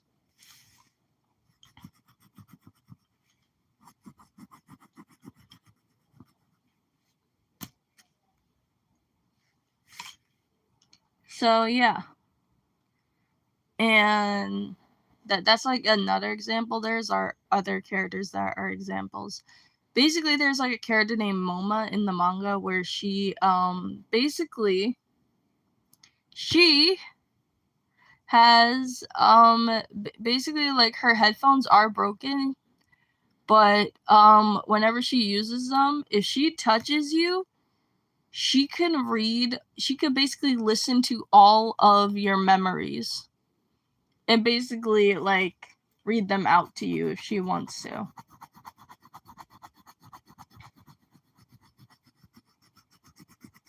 So that's crazy.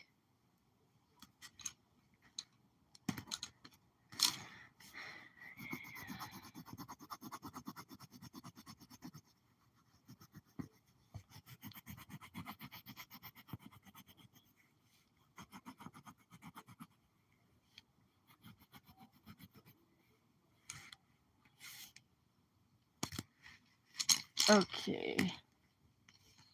I think that's all. Yeah, that's all. No. I need to do the last one. Okay.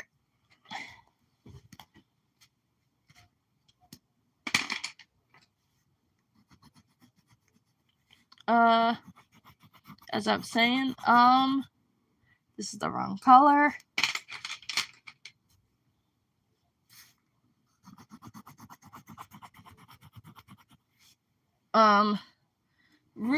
So basically, like, how, like, everybody's violin instruments work, basically, Fu's, violin instrument, he needs to be told what to do, basically. He needs orders to release, this alter ego named He.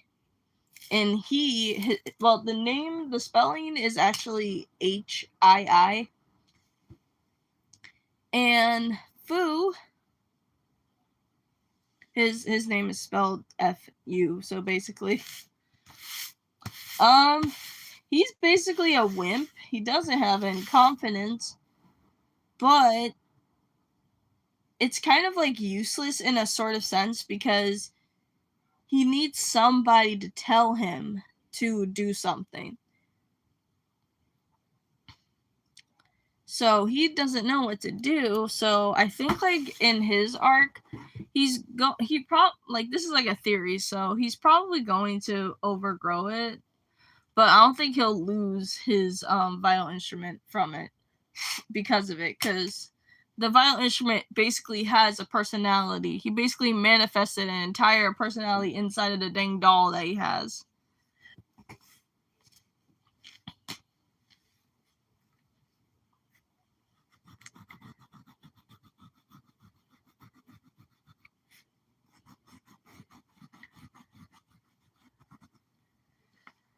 Okay, I'm almost done with this. Starting to get a little bit tired.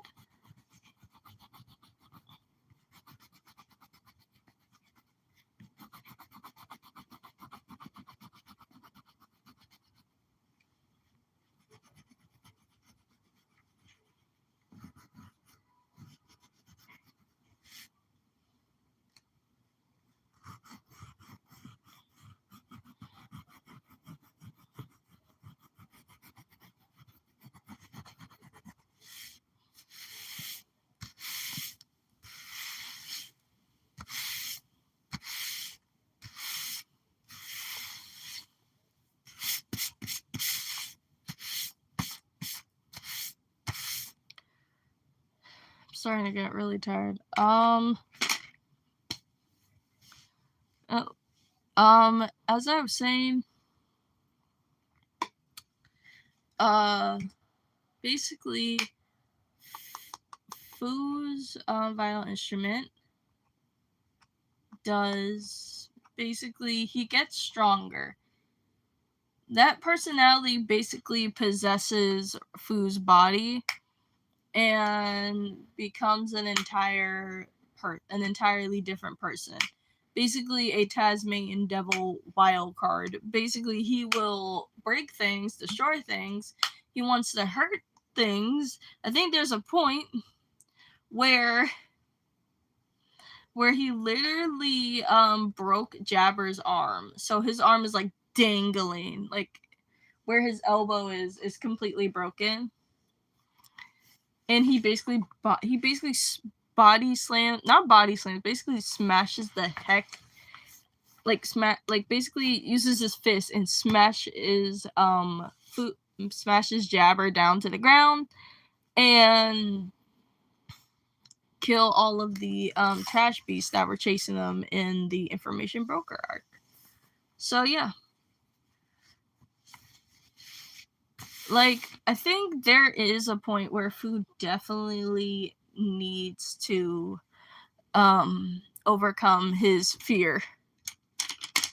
But I do love the fact that he is basically a split personality character, and I love those kind of characters.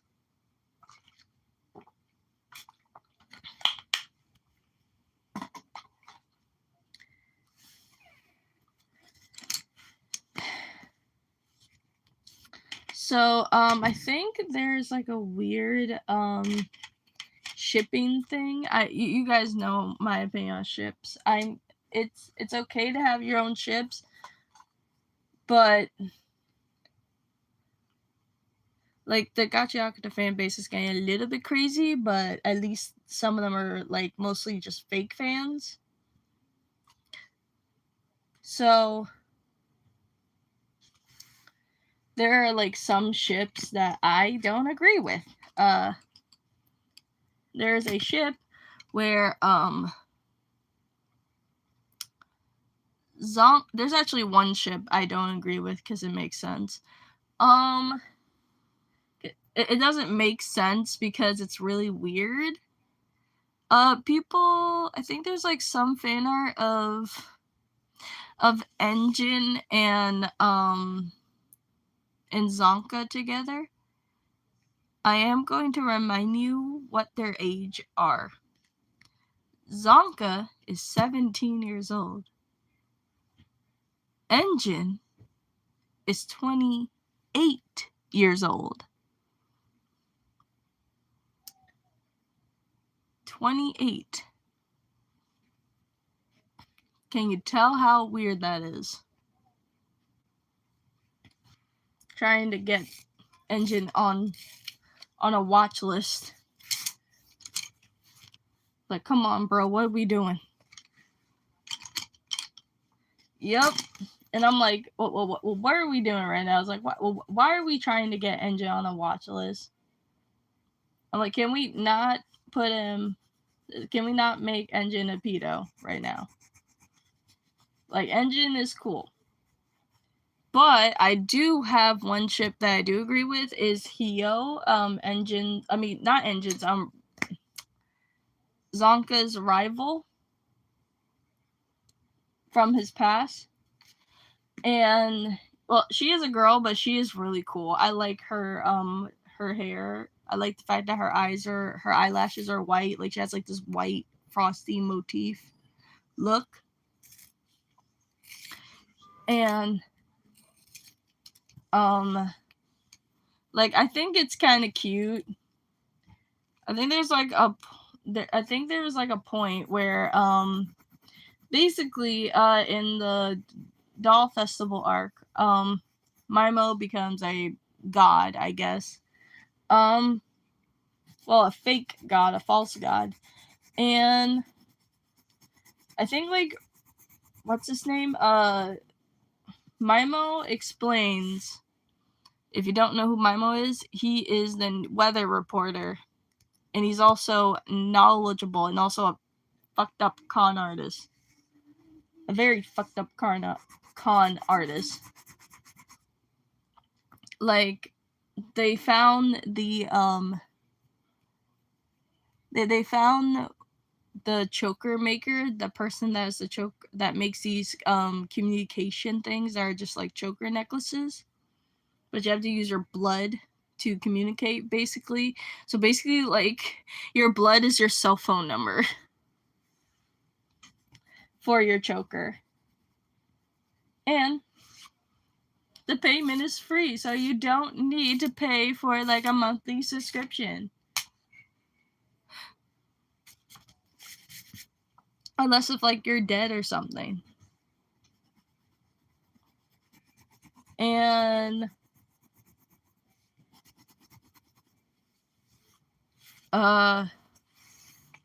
basically, Maimo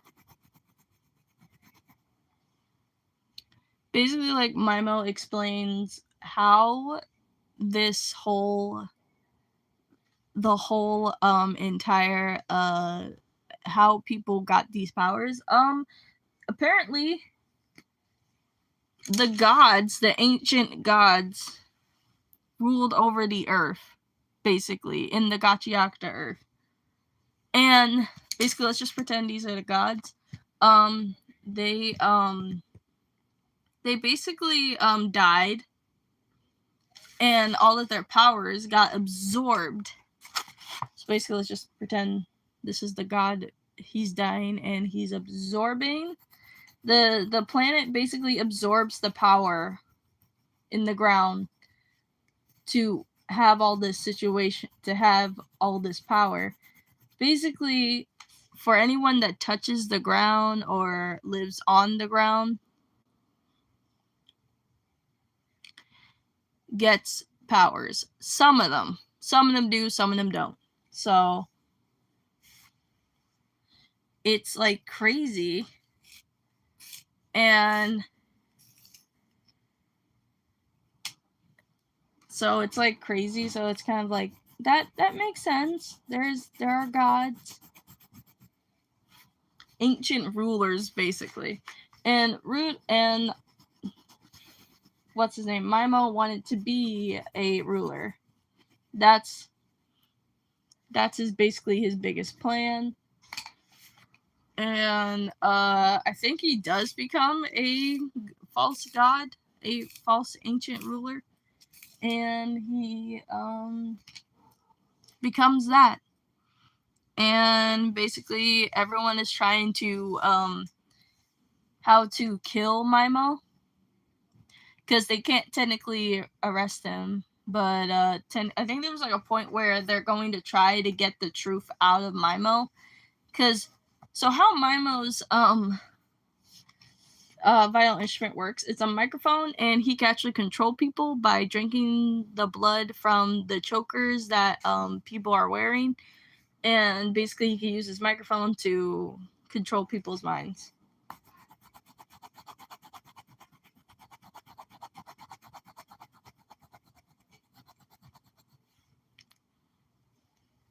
And I think there was a point where he drinks his own blood, and he becomes a false god, and that's it.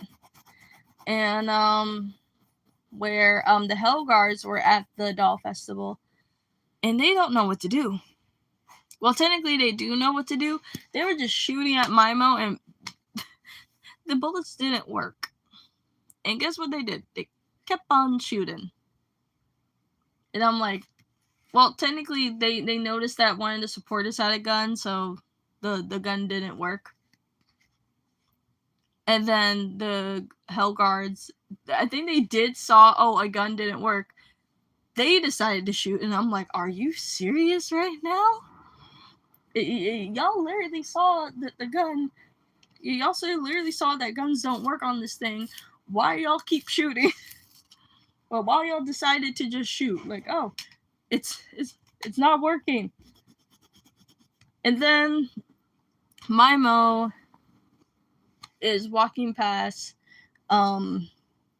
what's his name? Definitely need to fix this one. Actually, in camera it doesn't look that bad, but in real life it looks a little bit wonky.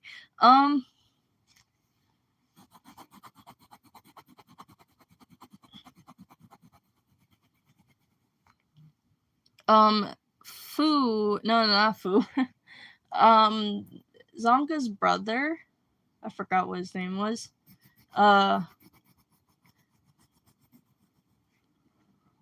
Goto?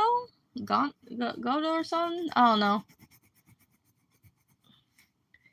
He notices that Mimo is not looking at him and stuff. Like, looks at him, walks past him,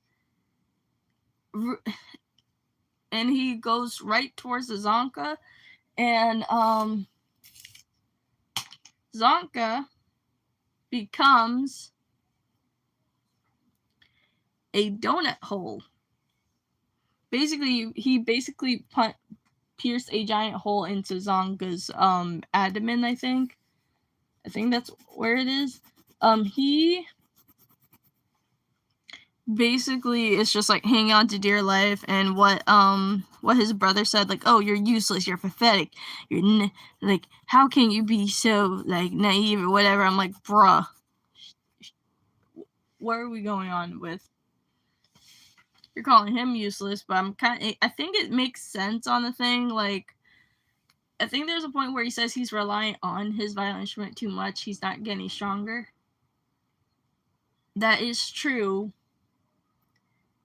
And I'm pretty sure if like the manga isn't finished, the arc isn't finished, but if Zonka, well, obviously Zonka's gonna live. I'm praying and hoping. If that's the whole case, I think Zonka should probably listen to his brother this time. Even if like his whole family is like, he's afraid of his entire family, it doesn't matter. You could still talk. You can still like, maybe I should probably, like, I don't know.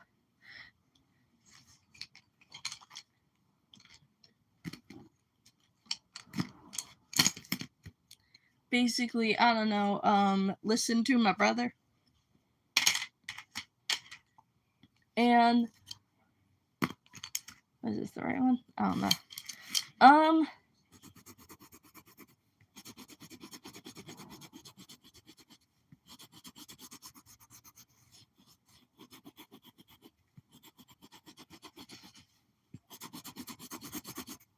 my gosh. Okay, basically like Rudos, no, not Rudos,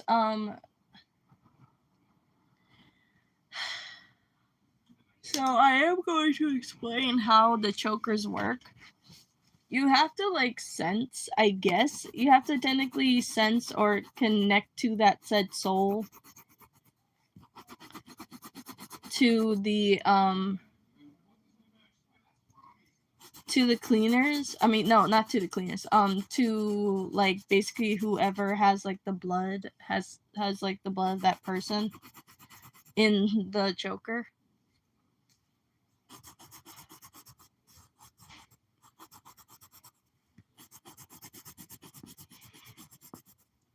So yeah.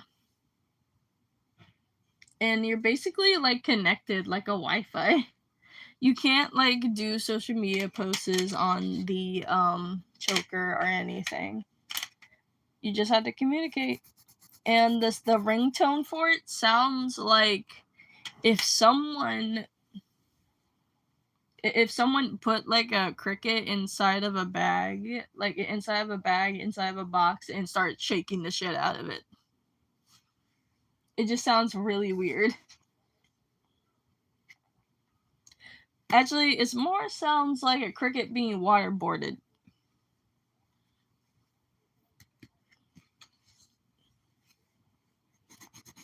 Or like a cricket being drowned for some reason. I was just like, what the? Like, it sounds very goofy, but it's also really funny. It's also weirdly satisfying to hear.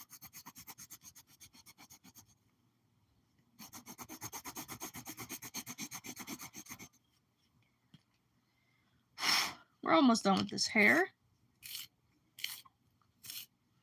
And then I'll end the live stream after I'm done with this hair.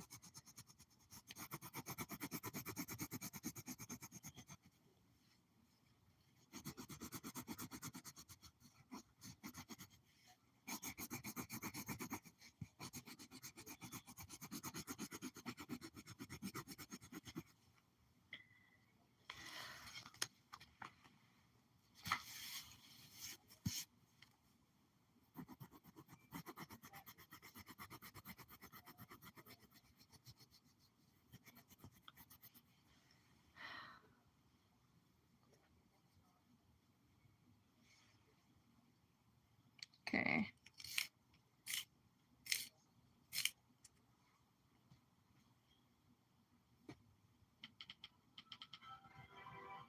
Okay. Anyway, I think that like my favorite parts of the manga is there's a part where Tansy is like literally on vacation. It's like, oh, I'm going to be on vacation for a little bit. And you don't see him, and the whole panel is just Tansy in the spear, wearing the most fanciest ass garb I ever seen in my life. With hair, with his long ass, luxurious Sephiroth looking hair, and he has like this bag in his hand. I'm like, what do you have in that bag?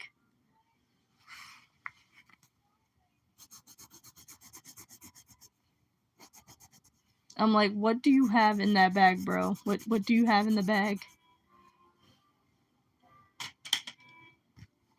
Okay, this color.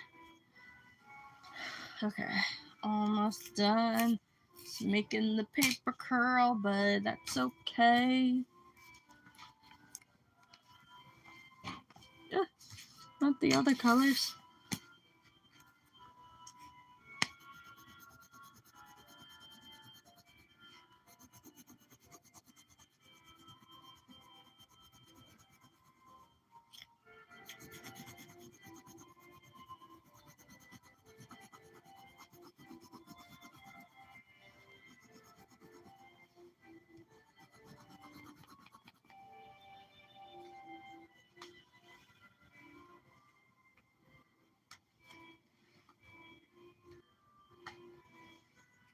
I think this is the last color I need to do anyway. Using multiple colors, but I technically don't need all these right now.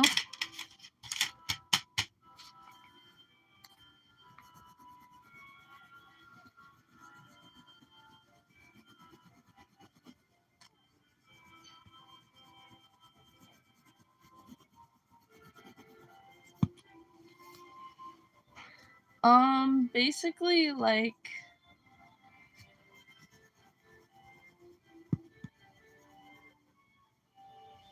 oh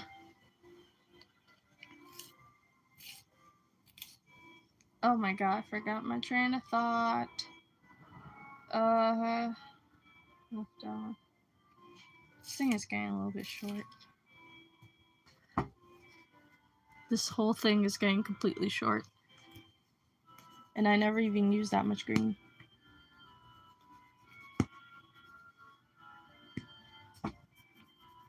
Okay. Flip this over.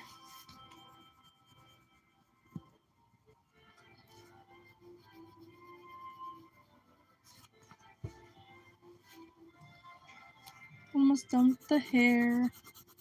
Then I'm gonna end the live stream.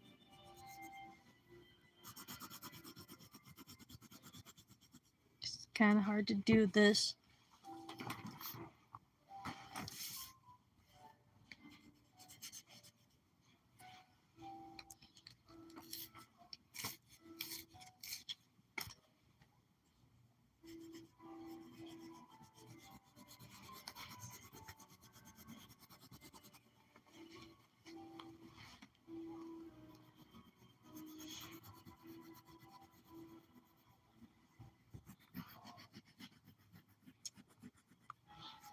Okay. Almost there. It's done. Kind of hard to do it on this small corner.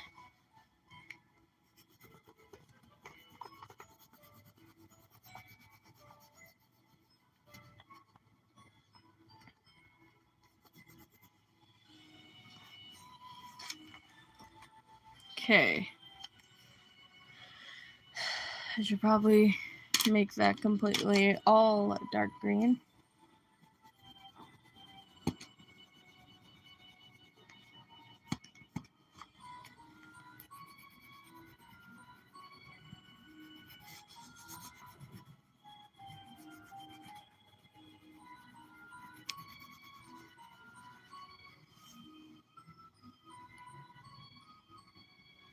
Where's the sharpener? Where is it? Oh.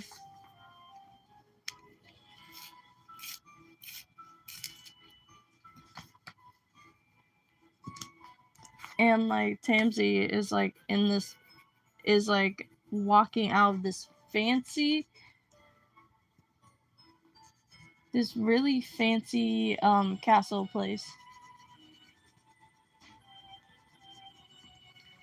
So yeah, that's everything about Gacha Yakuta and the lore of it and the mysterious things about Gacha Yakuta. So yeah. Okay. I think I'm done with the hair. I think the last thing we need to do tomorrow is just touch up everything. And also put the word caution. Put the word caution on here for the caution tape. And oops, sorry. And do some bubble letters. I'm probably gonna do the bubble letters. Actually, I'm going to do this actually. Hold on. Okay. Okay, hold on. Ugh.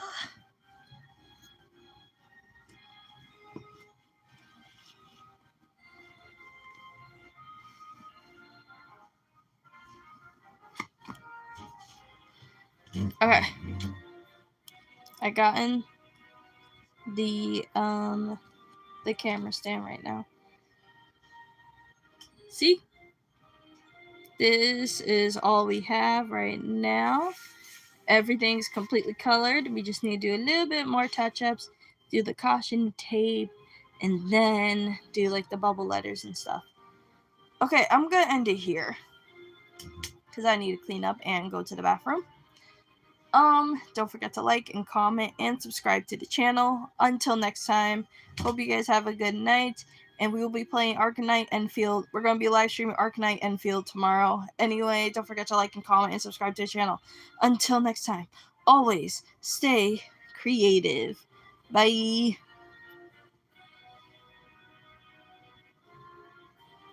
And I love talking to you guys.